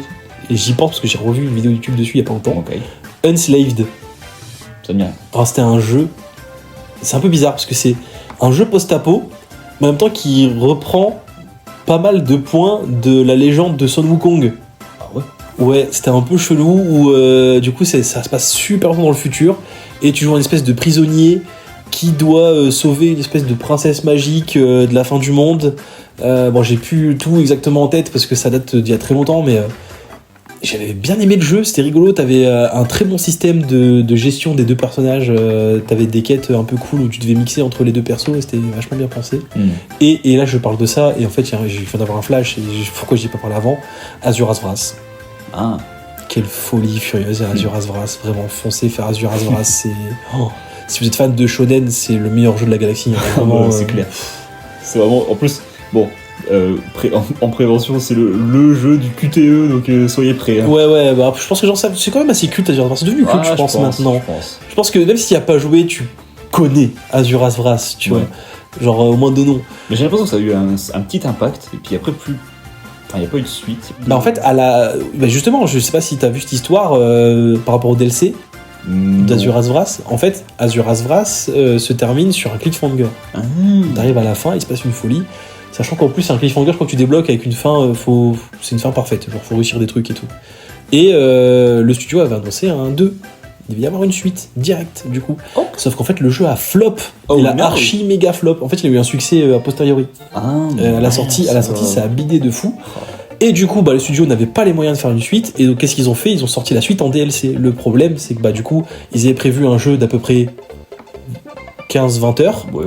Qu'ils ont dû mixer sur un DLC, enfin sur 3 DLC, je crois, d'à peu près 15 minutes chacun, 15-20 minutes chacun. Ah, nickel. Ce qui fait qu'en fait la fin elle a été full rushée. Alors les grandes idées sont là, je capte quand même ce qu'ils ont voulu faire, mais tu vois qu'il y a plein de trucs sur lesquels ils ont pas pu travailler et qui font que du coup le jeu il est un peu bancal sur la fin. Ah, dommage. Mais il vaut le coup quand même pour la plupart des parties du jeu. Enfin je sais que je me souviens moi que quand j'ai fait Azuras Wrath, qu'en plus je l'ai fait bien plus tard qu'à la sortie. Et c'était vraiment ma période la plus shonen de ma vie. Genre, je bouffais que ça, du shonen. Ouais. Je lisais shonen, je mangeais, je dormais shonen. Et là, je lance le jeu, et il y a un passage où tu te bats sur la lune, et il y a un perso qui met un coup d'épée et qui coupe la lune en deux. Et l'autre perso met un coup de pied sur le morceau coupé et il la recolle. Et là, j'étais genre, mais c'est incroyable. C'est trop bien, genre, vraiment. Ouais. Ils se mettent des patates, ils s'envoient sur d'autres planètes. C'est une folie furieuse. Ah là, ouais. Le passage culte avec le doigt de Bouddha là où il va l'écraser et lui il le soulève et tout. Genre c'était incroyable. Ah, ouais. Non vraiment, Azuras Wrath c'est une folie furieuse. Mais il a plein de défauts. En fait c'est un peu cette petite Madeleine de Proust. Genre il a plein de défauts, mais tu pardonnes parce que quand tu regardes le truc, t'es là, tu kiffes. Genre c'est trop bien de voir ce truc. Et franchement ça met une tollée à plein de shonen en termes vraiment de bagarre pure et de over the top du shonen. Ouais. Pour moi c'est un gros classique. Et je sais que le jeu a vraiment un gros succès a posteriori. Genre sur Manga Draft tu peux trouver un man qui a fait un fan manga de Asura qui se tape contre Sangoku. Ah ouais, ok. Genre il a vraiment pris les deux plus gros esprits shonen, il a dit qu'est-ce que ça fait si on les met ensemble. Alors, j'ai pas lu le one shot mais ça a l'air vachement drôle en vrai, faudrait que je m'y plonge. Ouais. Ça a l'air vachement marrant. J'avoue. Moi en reco obscur. Je sais pas. À un moment, mon père il jouait à un jeu, c'était Vanquished. Ah oui, j'ai connu Vanquished. Une sorte de Halo, mais bon, en fait. Plus speed. Halo mixé avec Gears of War. Ouais. Et la subtilité du truc, c'est que tu passes ton temps à glisser sur le sol. Et il me semble que Vanquished, si je dis pas de conneries, c'est fait par le gars qui a fait Bayonetta, je crois. Ouais. Ah, peut-être que. Ouais, je crois que c'est le même gars. Ah oui, c'est le même studio. Oui, c'est le même studio. Peut-être. Bah ouais, ça me c'est le même studio. Si, c'est le même studio. Ça me parle, ouais. Bah écoute, Bayonetta en plus, toi t'aimes bien. Moi j'aime beaucoup Bayonetta. J'ai bien aimé, moi j'ai pas tout fait, j'avais joué au 1 et au 2, je crois. Le 1 est très bien, le 2 c'est le meilleur, le 3 est pas ouf. Ok, cool. Voilà, j'ai bien résumé, je pense. C'est cool. Moi il y avait un jeu que j'aimais bien qui est peut-être plus dispo maintenant, c'était sur la Xbox 360. Il est sûrement dispo sur Steam, sur PC si vous voulez le tester, c'est Bloody Good Time. Tu connais ou pas ? Non, ça me parle pas. En fait, c'est un petit jeu qui était. En fait, c'est un jeu multijoueur. J'ai jamais joué en multijoueur parce que j'ai jamais eu de connexion à ce moment-là. Et puis, je pense que plus personne joue à ce genre en multi maintenant. Mais en gros, c'est un jeu. L'histoire, c'est il y a un scénariste d'Hollywood fou qui réalise des films. En fait, c'est un réalisateur qui veut faire un snuff movie et qui invite plein d'acteurs sur un plateau pour faire le pire film genre snuff movie. Mais c'est un genre mode cartoon très rigolo où t'as plusieurs tropes de personnages. T'as le surfeur, la gothique, la meuf avec des oreilles de lapin, la bunny, la bonasse, et que des trucs comme ça. T'as des armes disposées un peu partout. Chaque arme a un niveau d'étoiles différent. Genre, admettons, t'as ton fusil d'assaut qui est à 5 étoiles comparé à la poêle à frire qui est à 2 étoiles. Et à chaque round, les étoiles changent selon les armes que tu as utilisées. Admettons, le lance-roquette, il peut passer de 3 étoiles à 4 étoiles au tour suivant. Et tu dois justement, à chaque round, parce que tu as soit le mode chasse, admettons, où tu as une cible à abattre. Admettons, toi, tu es le surfeur et tu dois battre la fumette. Et ben, tu dois dire, ok, je vais essayer de le choper. Je sais qu'il est dans la cuisine, donc je vais aller sur la plage prendre mon lance-roquette. Et aller dans la cuisine le voir, et puis oh non, il a mis un leurre qui est en fait un hologramme de lui, et quand tu arrives devant lui, c'est genre je t'ai eu. Et du coup, tu détruis le leurre, tu dis oh mais non, il est dans les backstage, du coup, il faut que j'aille avec mon lance-roquette. Oh non, il reste 1 minute. Du coup, je lui tire dessus avec mon lance-roquette. J'ai eu mes 5 étoiles, et il faut pas que le chasseur me tue moi. Genre en mode toi t'as ta cible, mais toi aussi t'es cible de quelqu'un. Le concept est rigolo. Ouais, et il y a plein de modes de jeu. Il y a le deathmatch où tu dois buter tout le monde, pas de différence, tout ça. T'as la chasse, t'as la vengeance, où c'est pareil, vengeance, mais admettons si tu te fais tuer, tu dois aller tuer ton tueur. T'as le mode. En fait, c'est bien parce que c'est quasiment tous les modes que je t'ai décrits là. T'as genre 10 manches à peu près.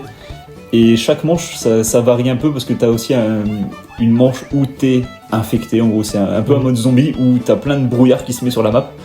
Et si t'es infecté, tu perds des étoiles. Si t'es pas infecté, tu récupères des étoiles une par une, admettons, toutes les 30 secondes. Et tu dois survivre sans te faire toucher. Et du coup, tu dois prendre, admettons, une arme et puis buter les zombies, en gros. Et c'est trop drôle.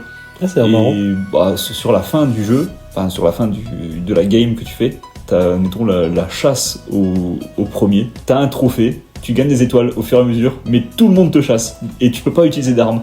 Ah putain, c'est vénère. Du coup, tu dois fuir tout en sachant que tu peux pas te défendre. Donc c'est trop bien. C'est vénère. Et ouais, bon, j'ai beaucoup aimé ce jeu. J'y jouais beaucoup.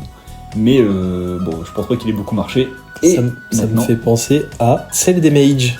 Oh, Cell the Mage qui était vachement bien. Ouais, que tu m'as fait découvrir. Que je t'ai fait découvrir et que moi je saignais quand j'étais petit avec mon père sur la GameCube. Je le conseille plus en local qu'en online, mais c'est vachement drôle. Maintenant, ils l'ont ressorti sur toutes les consoles modernes. Ouais. Du coup, c'est un jeu.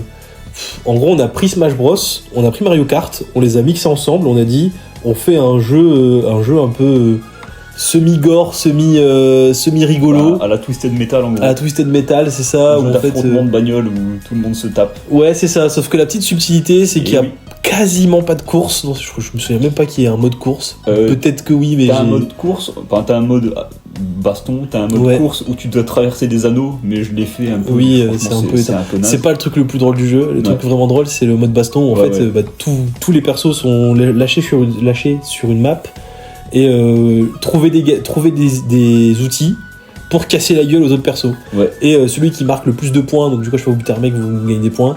Celui qui a gagné le plus de points a gagné la partie et c'est vachement drôle. Tous les persos ont vraiment une DA un peu rigolote. Avec chacun a une arme ultime que si t'arrives à choper, du coup c'est vraiment l'arme qu'il y a que lui qui peut avoir et qui à chaque fois est très très marrante avec plein de subtilités, super cool. Les maps sont trop cool dans cette Damage. Ouais, il y a plein de les maps sont trop bien. Ouais. T'as le thème un peu jungle Inca, t'as le thème espace, le thème désert un peu cowboy et t'as le thème horreur. Ouais. Et franchement c'est très très cool avec plein de subtilités, genre chaque territoire a un perso que tu peux débloquer, un perso un peu secret que tu peux débloquer, je sais plus comment on fait, je crois que faut avoir le maximum de points dans un truc comme ça, genre. Ou tu le bats ou je sais plus quoi. Ouais, c'est vachement cool pour le coup, c'est le Damage. Je dirais pas jusqu'à dire que c'est un de mes jeux préférés, mais c'est un peu encore une fois, je parle de la manette de Proust, tu vois, j'ai un peu ce truc de quand je le relance, je me revois quand j'étais gosse et que je jouais avec mon daron et qu'on se fera casser dessus, c'était vachement cool. C'est ça, en vrai, quand tu te dis un jeu préféré, c'est un jeu qui t'a marqué, tu pourrais relancer là et t'es genre, ah ouais, quand même. C'est ça, c'est un peu ça, c'est le Damage. Je vais pas y jouer des heures, mais en même temps, il est super cool à faire, je trouve, tu passes vraiment du bon temps devant. Carrément. C'est très très sympa. Ah, Kung Fu KO, que j'ai fait sur Xbox. Ah oui, que tu m'as fait découvrir. Ah, je pensais que tu connaissais. Je connaissais peut-être, je sais plus. En gros, c'est un jeu, encore basé sur les films. C'est un truc basé sur les films des années 70 où t'as justement un producteur qui fait des films et qui. En gros, c'est un jeu où tu te bastonnes et puis c'est cool. Mais la subtilité du jeu, c'est que tu te bastonnes, mais le niveau continue d'évoluer. Donc en gros, tu te bats, admettons, sur une plateforme, bam. D'un coup, il se passe un truc dans le film. Oh, il y a un mec qui tombe sur la porte s'ouvre. Oh, la caméra bouge, il faut vite avancer sur le pont. Et des trucs comme ça. Et du coup, tu te bats en conséquence du décor qui bouge en même temps. Et c'est intéressant. Bon, et ça casse pas trop patin. C'est sympa. Mais c'est cool. Je viens d'avoir un flashback d'un jeu que j'avais beaucoup saigné quand j'étais petit. J'avais un peu ce feeling de. C'était un jeu que je pouvais pas. Qui était pas forcément de mon âge. Mais que je jouais comme. Moi, c'est exactement ça. No Fiber. Ça te parle ce jeu ou pas? Ouais. Oh, c'est trop naze. Dans mes souvenirs, c'était bien. Je pense que je le relance maintenant, je suis en mode ça doit être nul à chier. Ouais. Mais quand j'étais petit, je le saignais. Genre, j'aimais trop le délire de pouvoir aller buter les petits oursons et tout. Monofiber, en gros, c'est vous êtes un nounours au pays des nounours, mais comme vous êtes moche, vous êtes pas aimé. Et du coup, vous décidez de vous venger en butant tous les nounours qui sont jolis. Ouais, et du coup, chaque mission, en fait, ça se joue un peu comme un Hitman. Mais attention, un Hitman très simplifié. Et du coup, chaque mission, c'est faut buter tel nounours, ou alors faut buter tel nounours, mais de cette manière. Et du coup, vous avez plein de trucs que vous pouvez utiliser pour casser la gueule au nounours et tout. Je crois qu'à la sortie, il avait bien marché, mais qu'après, les gens ont dit, c'est un peu naze en vrai. Je sais pas s'il avait marché, mais je sais que c'était un peu marquant, parce que moi, quand j'étais petit, justement, je voyais la pub, j'étais genre, ouais. Un nounours qui tue? Mais je te dis, moi dans ma tête, j'avais un peu ce feeling de je suis pas censé jouer à ce jeu, alors qu'en vrai, il y avait rien de bien fou, tu vois, mais juste j'étais genre, est-ce que c'est vraiment de mon âge? Il retire la mousse des autres nounours. Aïe. Ouais. Et c'était vachement marrant, ouais. Je sais pas si c'est un de mes jeux préférés, mais High on Life, qui est un jeu marrant. Qu'il faut que je fasse, je l'ai eu, Ouais. il y a un 2, je sais, il y a un 2 qui sort. Bientôt. Et je l'ai en plus parce qu'il était gratos Ah ouais. sur le Play Store. Ah, Et je bien. l'ai, il faut que je lance. Bon, on cautionne pas ce qu'il a fait Justin Roiland, hein, mais... C'est Roland, parce que j'oublie tout le temps. c'est Roiland, tout ouais. le temps lequel des deux problématiques. Ouais, un des créateurs de Rick et Morty, du coup, Mhm. qui a été accusé de trucs pas très fous, et qui fait la voix du flingue principal, parce que ouais, les flingues te parlent dans ce jeu. Ouais. Et du coup, c'est un FPS. Et du coup, c'est dans un monde lui qui futuriste. fera la voix dans le 2 Aucune idée, On n'en sait rien. aucune idée. Mais j'imagine que non, J'espère. on verra. J'espère parce que pour le coup, Iron Life n'est pas lié au studio Rick et Morty, donc peut-être que eux ils s'en battent la race, j'en sais rien. Peut-être, bon, on verra un côté. On verra bien. Mais D'ailleurs, tu savais qu'ils avaient fait par contre avant Iron Life, il y avait eu un autre jeu qui s'appelait Trover Save the Space. j'en ai entendu parler. J'avais fait, il était rigolo. Ok. Pas une folie, mais l'humour Rick et Morty est là quoi. Genre, Ouais. vraiment, c'est le genre d'humour. Le jeu Shrek 2 sur GameCube était... Ah, le banger, le banger. Ouais, mais sinon... ouais. Billy Hatcher. Ah ouais, c'est vrai. Eh, on a fait un épisode dessus, hein. On a fait un épisode dessus, on a fait un épisode sur Billy Hatcher. Allez voir l'épisode sur Billy Hatcher, mais c'est Ouais. vachement bien Billy Hatcher. Mhm. Pour moi, je pense. C'est mieux que Sonic. Pour moi, c'est mieux que Sonic, mais surtout, j'allais dire, c'est mon platformer parfait. Genre, Ah, même si j'adore Rayman. ouais. Je sais pas, je peux pas dire ça non plus. Je pense que t'as Rayman 3 et je pense que t'as Billy Hatcher. C'est pas Billy Hatcher, c'est pas le platformer parfait, mais il y a tellement d'idées de dingo qu'il arrive trop bien à masteriser dans le jeu. Et les biomes sont trop cool en plus. Genre, pour l'époque, je trouve que c'était des biomes ultra originaux. T'avais quand même ce côté eau, feu, terre, machin, mais c'était retranscrit d'une manière où ça rendait le jeu vraiment vivant, tu vois. Ouais. Ah, j'ai un nouveau jeu. Attends, et du coup, tu referas Rayman et tu referas Billy Hatcher et tu compareras et tu me mettras un commentaire en dessous. Ok, que tu me diras. ok. Moi, un jeu vraiment très random, hein, c'est Rabbit King. Tu connais pas? Ça me dit Non. rien comme ça, non. C'est un jeu de golf avec des grenouilles. Ah, mais si, tu m'en avais déjà parlé. Ouais, Mais on en avait parlé dans un podcast, je m'en souviens. Ah ouais, c'est possible. Bah du coup, je redis ça vite fait. En gros, c'est un petit jeu rigolo, un peu cartoon, où t'as une grenouille, tu fais du golf, t'as une petite catapulte, boum, tu frappes la catapulte, la grenouille elle s'envole, boum boum, elle rebondit 2 fois, elle attrape une mouche, ok, elle rattrape une autre mouche, elle tombe dans un téléporteur qui la met machin là, elle ressaute dans la rivière, admettons, elle gagne des points, bam bam bam bam, et elle arrive à un endroit. Et l'objectif, c'est quand même de gagner le plus de points possible avant de rentrer dans le trou du golf, quoi. Dans le golf, c'est genre, il faut que je fasse le moins de coups possible, mais là, pas forcément, parce que tu peux ramasser tellement de points en un seul lancer que limite, tu fais 3 lancers et tu gagnes plus de points que le gars qui a fait un trou en un. Donc c'est très drôle, mais je sais pas s'il est dispo sur les plateformes modernes, malheureusement. Mais au pire, les émulateurs, ça existe. Et voilà. Jeu nostalgique aussi que j'avais adoré, Metal Arms. On en avait, On avait déjà joué parce que Ouais. je l'avais sur ma GameCube et c'était vachement bien. Et pareil, Metal Arms, un peu comme Cell Damage, le gros du jeu, c'était pas forcément l'histoire qui en vrai est cool en plus. L'histoire est intéressante et vachement dark pour un jeu ciblé jeunesse. Parce que l'histoire de Metal Arms, c'est qu'en fait les humains sont tous morts en ayant créé des machines. Donc du coup c'est un peu numéro 9, tu vois le film numéro 9 ? Ouais, je vois. Un peu le même esprit. C'est genre en fait les humains sont tous morts parce qu'ils ont été battus par des machines, donc façon un petit peu Skynet et tout. Mais là vraiment plus de traces d'humains, sauf qu'en fait avant de mourir ils ont créé des robots qui étaient là pour combattre ces fameuses machines qui les attaquaient. Et du coup tu joues une des dernières recrues de ce bastion-là qui doit du coup buter les autres machines pour pouvoir reconstruire l'humanité. Et c'est trop bien, enfin l'idée est trop cool. Alors aujourd'hui c'est pas très original, mais le jeu est sorti début 2000 je crois. Donc, pour l'époque c'était quand même plutôt sympa comme speech, tu vois. Ouais. Et le mode multi.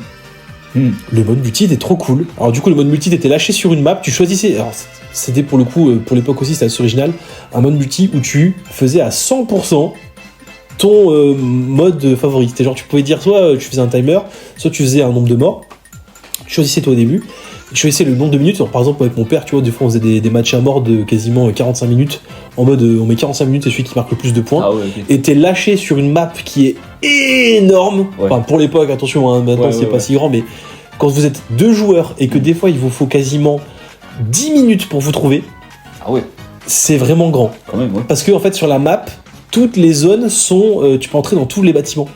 Ce qui fait que tu peux clairement aller camper dans un coin, attendre que le man il arrive, et en fait les zones sont grandes. Pourquoi ? Parce que dans le mode multi, t'as plein de véhicules que tu peux aller récupérer. Tu peux choper des tanks, des robots, des Gundam. Tu peux venir vraiment choper plein de trucs pour casser la gueule à l'adversaire. T'as une arme de base que tu peux améliorer en récupérant des bonus dans la map pour venir casser la gueule à l'adversaire. T'as plein de petits endroits un petit peu cachés où tu peux choper du coup des super pouvoirs.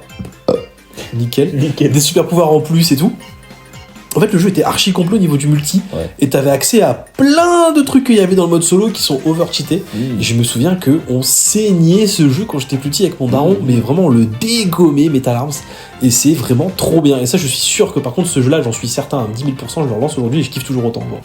Vraiment, c'est En fait, je trouve que pour l'époque, c'était ultra novateur. Enfin, le mode multi était vraiment intéressant, tu vois. T'as vraiment ce côté un petit peu Call of, mais encore plus libre, genre, tu vois. Ouais. C'était vachement bien. Pour le coup, Metal Arms, je le conseille beaucoup, même si je crois qu'il est dur à trouver maintenant. Peut-être. Mais je crois qu'il est dur à trouver, je crois même qu'il est cher. Genre. Oh. Je crois que ça fait partie de ces jeux un peu chers, parce que c'est un peu dur à trouver. Bonne nouvelle pour toi, pas pour les auditeurs. Bon, moi j'ai encore 2 petites recos. J'ai oublié de mentionner Star Fox, qui est bizarre parce que moi j'adore en plus, Star t'as ton pull Star Fox, En tout à l'heure j'y pense. Et d'ailleurs qui a eu un 2 récemment et on s'y attendait pas. Kirby Air Ride. Ah oui, je crois que je parlais de Star Fox, j'ai bugué. Non. Du coup Kirby Air Ride, un jeu de course Kirby. Je pense que ceux qui ont vu le trailer sur la Switch maintenant, Switch 2, savent de quoi il en retourne, donc je vais pas forcément décrire, mais en gros Kirby avec une voiture, bam bam. Le meilleur mode City Trial où t'as, comme tu disais, une map immense, tu récupères des power-up, enfin des petits trucs qui augmentent tes stats, mettons les stats de vol, les stats d'attaque, les stats de défense, et à la fin du timer, t'as déjà tu peux récupérer d'autres machines entre deux, et à la fin du timer, t'as un truc, une épreuve random entre les 4 joueurs, et admettons c'est celui qui va le plus loin, celui qui marque, il faut que tu tapes la cible au bon endroit, il faut que tu battes le roi Dadidou. Dadidou, c'est comme ça en français. C'est ça, ouais, c'est ça, Dadidou. Parce qu'en anglais c'est Dididi, du coup j'étais genre attends, c'est Dadidou. C'est ça en français. Et du coup Roi Dadidou. Ouais, j'avoue. Héros. Héros. D'ailleurs les Smash Bros qui sont des jeux que j'adore aussi. Ouais. J'ai saigné Melee quand j'étais petit. Moi j'étais Team Brawl. Ah ouais. Moi j'étais Team Brawl, mais ce que j'ai compris, Brawl c'est un des moins aimés. Je crois c'est le moins aimé, peut-être à part le Wii. Mais Brawl, ça a beau être le moins aimé, est-ce que ce serait pas le seul Smash Bros avec une histoire intéressante? Intéressant. Et malheureusement, ils ont pas recommencé parce que Sakurai il s'est dit Ça sert à quoi que je me fasse un truc si ça se retrouve sur YouTube direct? Ouais, ok, mais bon. C'est trop bien l'histoire de Smash Bros Brawl. Justement, c'est bien d'avoir une histoire dans ton jeu où t'as plein de licences comme ça, t'as envie qu'ils interagissent ensemble. Le moment où j'ai appris qu'il y avait Solid Snake dedans, j'étais genre quoi? Comment? Là, Solid Snake. Mais du coup, Kirby Air Ride, je recommande. J'imagine Air Riders, il est mieux, je l'ai pas fait, mais voilà. Je suis à court d'idées. Moi j'ai fait le tour aussi, j'ai rien qui me vient là comme ça.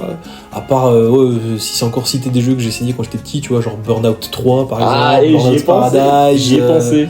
Qui sont vachement bien. Il y avait un petit jeu en vue de dessus, Burnout Crash, qui était cool. Que j'ai pas fait. C'est vrai qu'on a pas parlé des jeux de DS non plus, il y avait des bons jeux.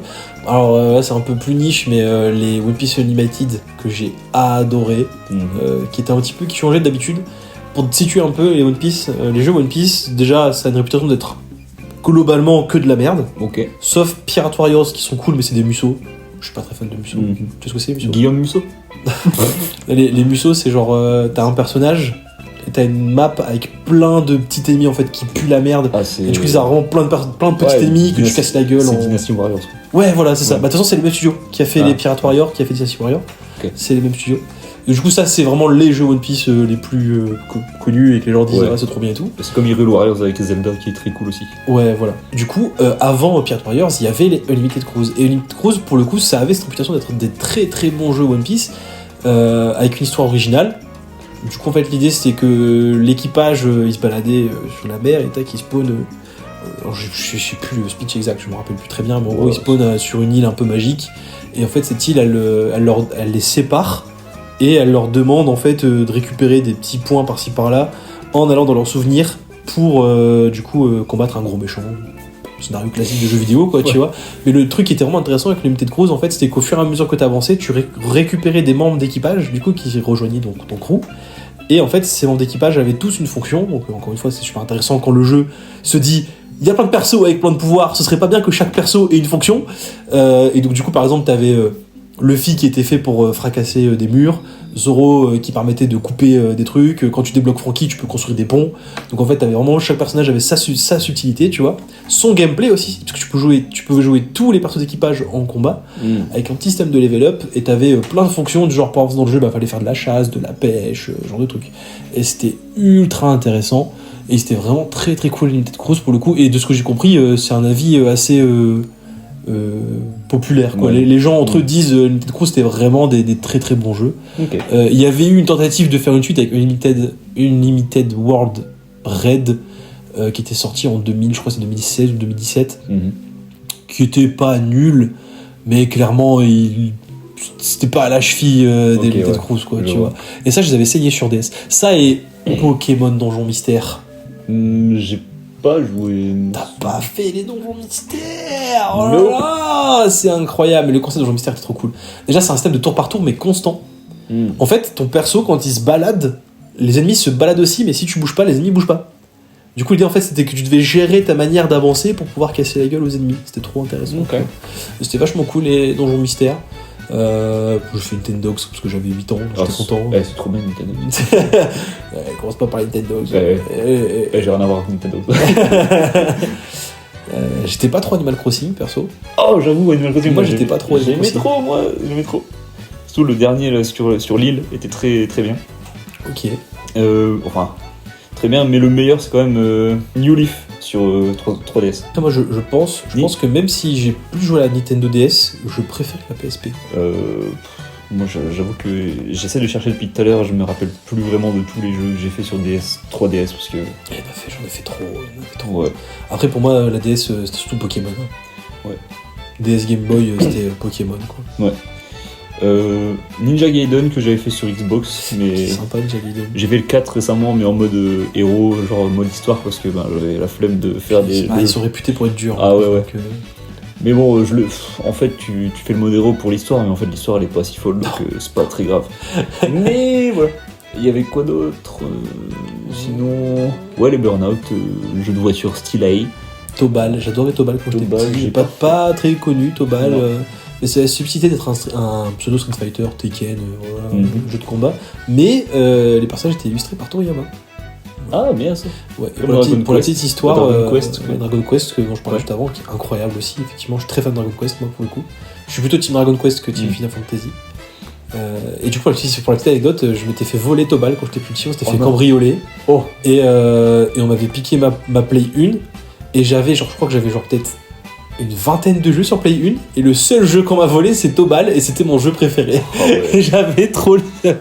Est-ce que tu l'as racheté depuis? Alors, je t'invite à aller voir les prix de Tobal sur le net. Tu verras que je ne vais pas le racheter du tout. Formidable. Je veux dire, on parlait de Justice League, et du coup, ouais, ils se battent contre les gentils, mais est-ce que le meilleur moyen de les battre, ce serait pas l'injustice, le jeu Injustice? Ah, Est-ce c'est que tu l'as aimé, Injustice, moi j'ai adoré Injustice pour le coup, c'était très très cool Injustice. Et d'ailleurs, faut savoir que il y a eu des comics après Injustice, et que ces comics sont très nazes par contre. Ah bah super, Voilà, c'est génial. juste pour te dire, ça tu sais. Ouais. Et c'était vraiment pas fou. Ah. Tu vois, ça varie. Ouais, je moi, vois je vois- Amazon, je vois 50 balles le Tobal sur Moi je Amazon. vois 25 sur Rakuten. Ah, 55. ça va. À l'époque où j'avais regardé, c'était des jeux à quasiment 200 balles. Bon, bref. Ah, ok, du bon, coup, ça va. Du coup, on parlait d'Injustice. Très très bon jeu d'Injustice. C'est vrai que j'ai beaucoup aimé. J'attends fort une suite parce que le 2, c'est une fin ouverte. Ah. Moi, tout ce qui est jeu de combat, j'ai pas trop d'affect avec les jeux de combat. J'ai voulu essayer de rentrer dans Street Fighter. En fait, je jouais à Street Fighter 2 quand j'étais petit sur Super Nintendo. Après, je me suis dit, j'ai envie d'apprendre les combos dans Street Fighter 4. J'ai envie de devenir un joueur qui sait comment on joue aux jeux vidéo et tout. J'étais genre, non. J'ai pas envie de faire des combinaisons de manettes. Je suis comme toi. J'ai pas envie de faire Et de... justement, Injustice, moi, c'est l'histoire qui m'intéressait. Genre, j'ai pas fait les modes multi et tout. Même si en vrai, il y avait une bonne idée avec Injustice, je trouvais. Enfin, une bonne idée. Oui et non. Dans le deuxième, ils ont instauré un système de. En gros, tu peux level up et en fait, t'as des loot box. Youpi Évidemment, quand tu fais du multi. Et en fait, dans les loot box, tu peux choper du stuff qui permet de custom ton personnage, mais ce stuff les booste aussi. Du coup, bah forcément, si t'es un petit noobies qui débarque au bout d'1 an de jeu et qu'il y a un connard qui a acheté toutes les lootbox à 200 balles et qui a un Batman surboosté, bah tu te fais péter la gueule en 2 secondes quoi, sur ton Comment ruiner l'envie de jouer aux gens. Voilà, ouais, c'est sympa. Alors c'est rigolo parce que tu peux custom ton personnage. Du coup, c'est marrant parce que tu peux vraiment lui mettre la gueule que tu veux et tout. Mais bon. Je pense qu'à la limite, ils auraient dû faire peut-être 2 modes. Genre, tu sais, un mode où t'as juste le custom en mode. Juste voilà, t'as ton custom cosmétique et un mode où t'as le custom utilitaire, quoi, tu vois. Mais oui, en vrai, moi, surtout, j'ai joué pour l'histoire, c'était super intéressant. L'histoire de justice, ils avaient des bonnes idées. Même si je trouve maintenant, avec les lectures que j'ai eues depuis, bon, c'est un peu. Alors, j'ai envie de dire, c'est vu et revu, mais Injustice, ça fait partie. Bah, même pas en fait. Ce que j'allais dire, Injustice, c'est ceux qui ont un peu lancé le truc, mais non, c'est Kingdom Come qui a lancé cette idée. De Superman méchant qui casse la gueule à des gens et tout. C'est rigolo 5 minutes, mais voilà quoi, c'est pas non plus la folie furieuse. Mais c'est un très bon jeu par contre. Okay. Vraiment pour le coup, c'est un très très bon jeu. Faut y jouer. Puis c'est cool de pouvoir jouer à des persos un peu obscurs, ça qui est cool aussi. Ce que j'aime beaucoup de Justice, c'est qu'ils ont pas pris que des persos populaires, il y a des persos que personne connaît et qui sont vraiment intéressants au niveau gameplay. T'as Blue Beetle déjà. Je pense que s'il n'y avait pas eu le film, personne ne connaîtrait. Et encore même avec le film qui est sorti, je pense qu'il n'y a pas grand monde qui se rappelle de ce truc. Oublié. Voilà. Je me rappelle être au ciné et je vois la pub. Ouais, voilà. C'est quoi ce film de naze. Voilà. Je vois c'était DC. DC, ouais, c'est DC. Je vois DC Comics sur. Ah bon. Ah bon. Voilà. Ils ont mis ça, ils ont mis Dr. Fate qui est pas très connu non plus. En gros, c'est Doctor Strange. Ok. C'est la même chose. Ils avaient mis Green Arrow qui à l'époque avait pas trop de popularité non plus. Mais ça va, ils avaient mis des bons persos qui avaient pas forcément une fanbase de zinzin, donc c'était cool quoi. Ils sont vraiment. C'est ça qu'ils étaient passionnés en fait. Ils aiment bien ce milieu et ils ont voulu faire un petit jeu. Et encore une fois, c'était vraiment que Warner Bros. Sente l'appel de l'argent. Ah bah ça. Hein. Mais je sais pas s'il y a un 3 de prévu, parce que le 2 a une fin ouverte, mais ça fait tellement d'années qu'il est sorti. Il est sorti en 2015, non ? Quasiment 2015, je crois, le 2. Et je pense que s'il y avait une suite, c'est mort, hein, ils vont pas la faire. Hein. Faudrait qu'ils se décident, parce que je crois qu'ils se sont fait racheter déjà en plus. Ouais, il me semble. Et ouais, ils se sont fait racheter par... Non, je veux dire, c'est pas par Disney. Non. Netflix, ouais, c'est Netflix, je crois. Ouais, Netflix. Ouais, t'as raison, c'est Netflix. Ouais, au bout d'un moment, tu sais, dans 50 ans, tout sera possédé par 3 grandes entreprises. Ouais. Donc, ça m'étonne même pas. Ouais. Donc bon, t'as d'autres jeux ? Non, comme ça, là, j'ai rien qui me vient. Si, comme je disais, moi, je suis pas très jeu indé à la base. J'avais déjà parlé souvent, j'avais testé plein de jeux indés, j'ai jamais réussi à accrocher. Désolé aux fans d'Undertale, mais vraiment, j'arrive pas à Undertale, ça me saoule. Et par contre, il y a 3 jeux indés que j'ai vraiment adoré et que du coup je recommande fortement. 2 qui sont très connus, un qui est un peu moins connu. Shovel Knight et Rogue Legacy sont tous deux très cool. Shovel Knight pour le gameplay, c'est super intéressant. Rogue Legacy, c'est je pense un des seuls et uniques jeux que je lance à quasiment 80% uniquement pour la musique. Les musiques de Rogue Legacy sont incroyables, genre vraiment, ça sont trop bien. Rogue Legacy, c'est trop cool. Et un jeu qui avait un concept trop cool et qui ressemble beaucoup à Hades dans l'idée. Transistor. Ouais, je vois que t'as un regard genre, attends, ça me parle. Ça me parle, mais je suis pas sûr que c'est le même jeu. Alors, Transistor, c'est un jeu en vue du dessus. C'est isométrique qu'on dit, je crois, quand t'es un petit peu en... 3D isométrique. 3D isométrique, quand t'es un petit peu au-dessus, mais en même temps tu vois de côté et tout. Alors, c'est un espèce de tour par tour, mais un peu chelou.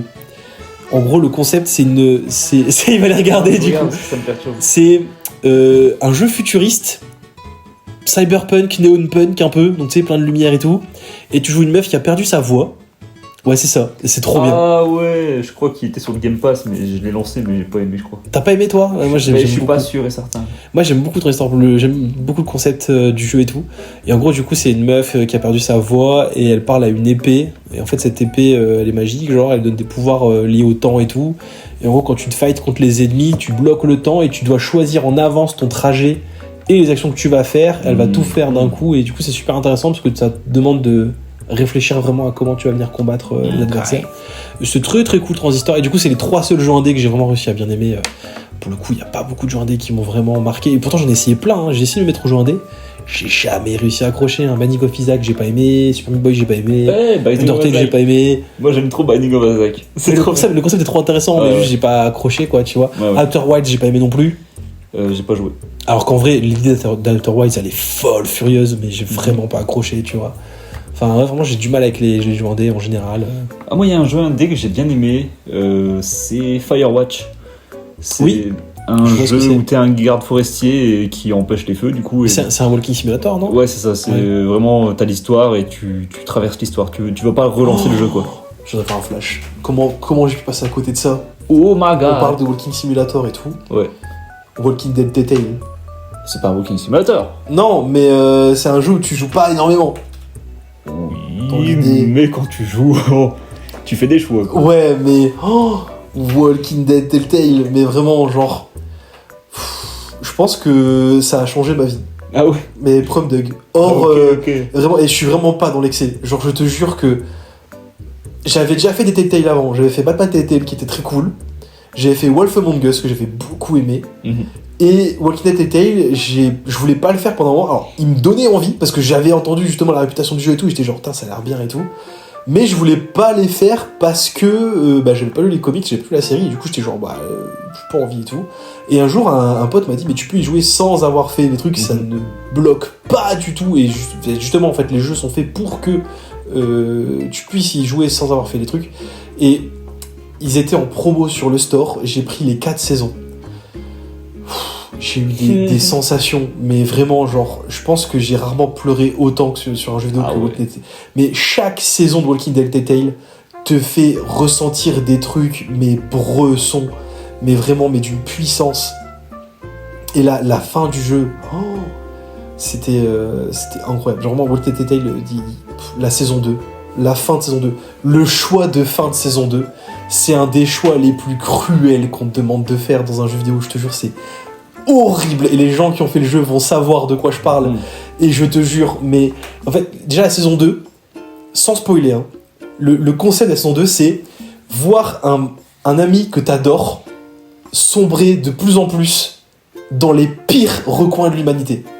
Et vraiment, c'est ça le concept, c'est genre un perso que tu adores vraiment, il est incroyable, et que t'aimes du plus profond de ton être, et tu vois, plus les saisons avancent, plus il part dans des bails mais trop bressons, et t'es là genre je veux t'aider, mais tous les choix que tu fais c'est de pire en pire. Et vraiment la fin de Walking Dead saison 2, je pense que c'était une des premières fois de ma vie où le jeu s'est arrêté et j'ai posé ma manette et j'ai regardé mon plafond et j'ai réfléchi genre. Et tu sais, j'étais là genre mais vraiment, tu sais, pas un souffle de pas de nerfs, pas de stress ou quoi que ce soit, c'était plus un souffle genre je suis fatigué, tu vois, genre le jeu m'a usé Il t'a mentalement, drainé. tu vois, ouais, voilà, tu vois, genre mentalement j'étais genre c'est dur, genre vraiment, tu sais, c'était trop dur d'y jouer et c'était horrible. Et quand je l'ai refait il y a pas longtemps et j'ai eu le même feeling, j'étais genre ouais, c'est dur de revivre ce passage là, tu vois. Et pareil qu'avec Suicide Squad, ils ont sorti des comics. Ne lisez pas les comics Clémentine pour si vous avez aimé les jeux Telltale, éloignez-vous des comics Clémentine. C'est une des pires insultes qu'on puisse faire à un jeu vidéo, vraiment. L'autrice, j'ai l'impression, elle voulait faire une histoire de zombies, les éditeurs ont dit ah bah il y a 2-3 trucs qui ressemblent à Walking Dead, viens on met Walking Dead dessus, mais on peut pas mettre la série originale, on va prendre le jeu vidéo là naze, et du coup tu vas nous faire 10 pages sur le perso principal pour expliquer pourquoi elle ruine tous ses principes. Les 4 jeux te poussent à atteindre un endroit que tu atteins à la fin du 4e jeu, et le début du comic c'est en fait non, j'en ai marre. Ouais. Mais comment tu peux être à ce point loin de la plaque, à côté de la plaque? C'est une folie furieuse, tu vois. C'est comme si Batman, il sauve Gotham. Il y a plus de crime à Gotham, et puis il dit oh j'en ai marre, je vais braquer une banque, comme ça il y aura un peu de crime dans la ville, tu vois. C'est vraiment ça qu'ils ont fait dans les comics, c'est vraiment ce qu'ils ont fait, et j'étais énervé. J'ai lu les 10 premières pages, j'étais énervé, premier degré, j'étais genre je veux arracher le comics, vraiment genre ça m'a trop saoulé, je te jure. Ok. Donc vraiment, éloignez-vous des comics, il y a 3 tomes, il pue la merde. Vraiment, ne lisez pas Clémentine, il y a aucun intérêt à lire Clémentine, il y a plein d'idées de merde. Genre un perso qui se balade et puis d'un coup, oh, il a une attaque, il est mort. Oh, bah fallait bien relancer un peu l'intrigue. Ah bah mince. Il se bat dans la rue, il discute, puis d'un coup elle fait oh, elle tombe. Oh non. Et t'es genre, et elle fait oh, qu'est-ce qui se passe? Et il y a un mec qui lui tire dessus. Puis c'est genre, bah, elle a fait une attaque, elle est morte. Horrible, pue la merde, vraiment. Donc elle est morte d'une balle d'attaque, quoi. Ouais. Du coup, voilà, éloignez-vous des comics. Par contre, vraiment, les jeux vidéo, c'est une folie furieuse. Genre, vraiment, les jeux Telltale, les Walking Dead Telltale, ça. Enfin. J'ai pas les mots pour dire à quel point j'ai ressenti des trucs en jouant à ces jeux. C'est vraiment, je pense, les jeux qui m'ont fait ressentir le plus de choses. Genre, vraiment. Pourtant, tu vois, enfin non, j'allais dire, je suis pas attaché à ces jeux, mais je pense que justement c'est tout le contraire. Parce que comme je suis habitué aux jeux solo, et que moi j'aime beaucoup les jeux à histoire, bah pour le coup, j'ai ce que je veux, quoi. Et que les Telltale, ça me rapporte vraiment des trucs de fou. Ouais. Et clairement, Walking Dead Telltale, oh là là, c'est quelle expérience. Mais quelle expérience. Et ça se voit qu'ils ont essayé de refaire ce même feeling avec leurs autres jeux, mais ils ont jamais réussi à atteindre la maestra des Walking Dead Telltale, genre vraiment. Ok. Par contre, comparé les mouchoirs, quoi, chaque fin de saison vous fait chialer, mais comme jamais, hein, vraiment. C'est horrible. Tous les épisodes sont tellement badants. Ouais. Puis je pense que maintenant ils sont pas mal en promo, donc. Ouais, ça se trouve assez facilement. Si vous voulez les faire. Moi j'avais de chopé. bonnes occasions. Quand j'avais chopé l'intégrale, je l'avais eu à genre 15 balles sur le store. Les 4 saisons plus le spin-off sur Mission dans Walking Dead. Quand même. Franchement, ça vaut le coup, 15 balles pour tout ça. Et puis franchement, t'en as. Alors déjà, t'en as pour longtemps, parce que genre les 4 saisons, elles prennent à peu près. Je pense à peu près 20 heures chacune. Oh. Non, j'abuse. Il y a de quoi faire. Peut-être 15-20 heures, je pense. 15-20 heures chacune. Quand même. Sauf Mission qui en prend peut-être une dizaine. Ok. Donc franchement, ça vaut le coup, ça vaut large le coup. Foncez sur le Walking Dead Telltale, vraiment, ils sont trop bien. Je pense que moi j'ai fait mon petit tour là, je pense. Moi aussi. Je pense que je t'apprends rien au pire, mais on peut terminer en disant qu'il y a Gachakuta qui aura un jeu. Quoi? Et J'étais pas au courant. Comment tu l'as su? Comment tu l'as su? J'ai vu le trailer. Ah ouais? Oh, on va regarder après l'épisode là, je veux voir. Oh là là. Absolument. Ça va être un Arena Fighter ou un... Je sais pas, il y a vraiment que des sortes de... C'est pas des cinématiques, mais tu vois des persos 3D. Ok. Tu sais pas trop de quoi ça va en découdre. Oh, mais... J'ai trop hâte, mais je me méfie, attention, c'est un jeu de manga. Ouais, pareil. Vas-y. Genre, j'ai vu ça, j'ai fait « Oh bien !» Et j'avoue, attention. On va voir, hein, parce qu'il n'y a pas beaucoup de jeux de manga qui arrivent à vraiment matrixer le cerveau. On verra. En tout cas, je pense que c'est la fin, parce qu'on a plus trop d'idées. Ouais, puis on a bientôt 2 heures de tournage, donc... Ouais, je pensais pas faire un épisode Ouais, aussi moi non long. plus, je pensais pas faire un épisode aussi long. Ouais, ça va prendre 30 minutes, à tous les coups. Non. Mais bon, c'est pas grave. Un petit mot de la fin. Pirouette. Croustibat.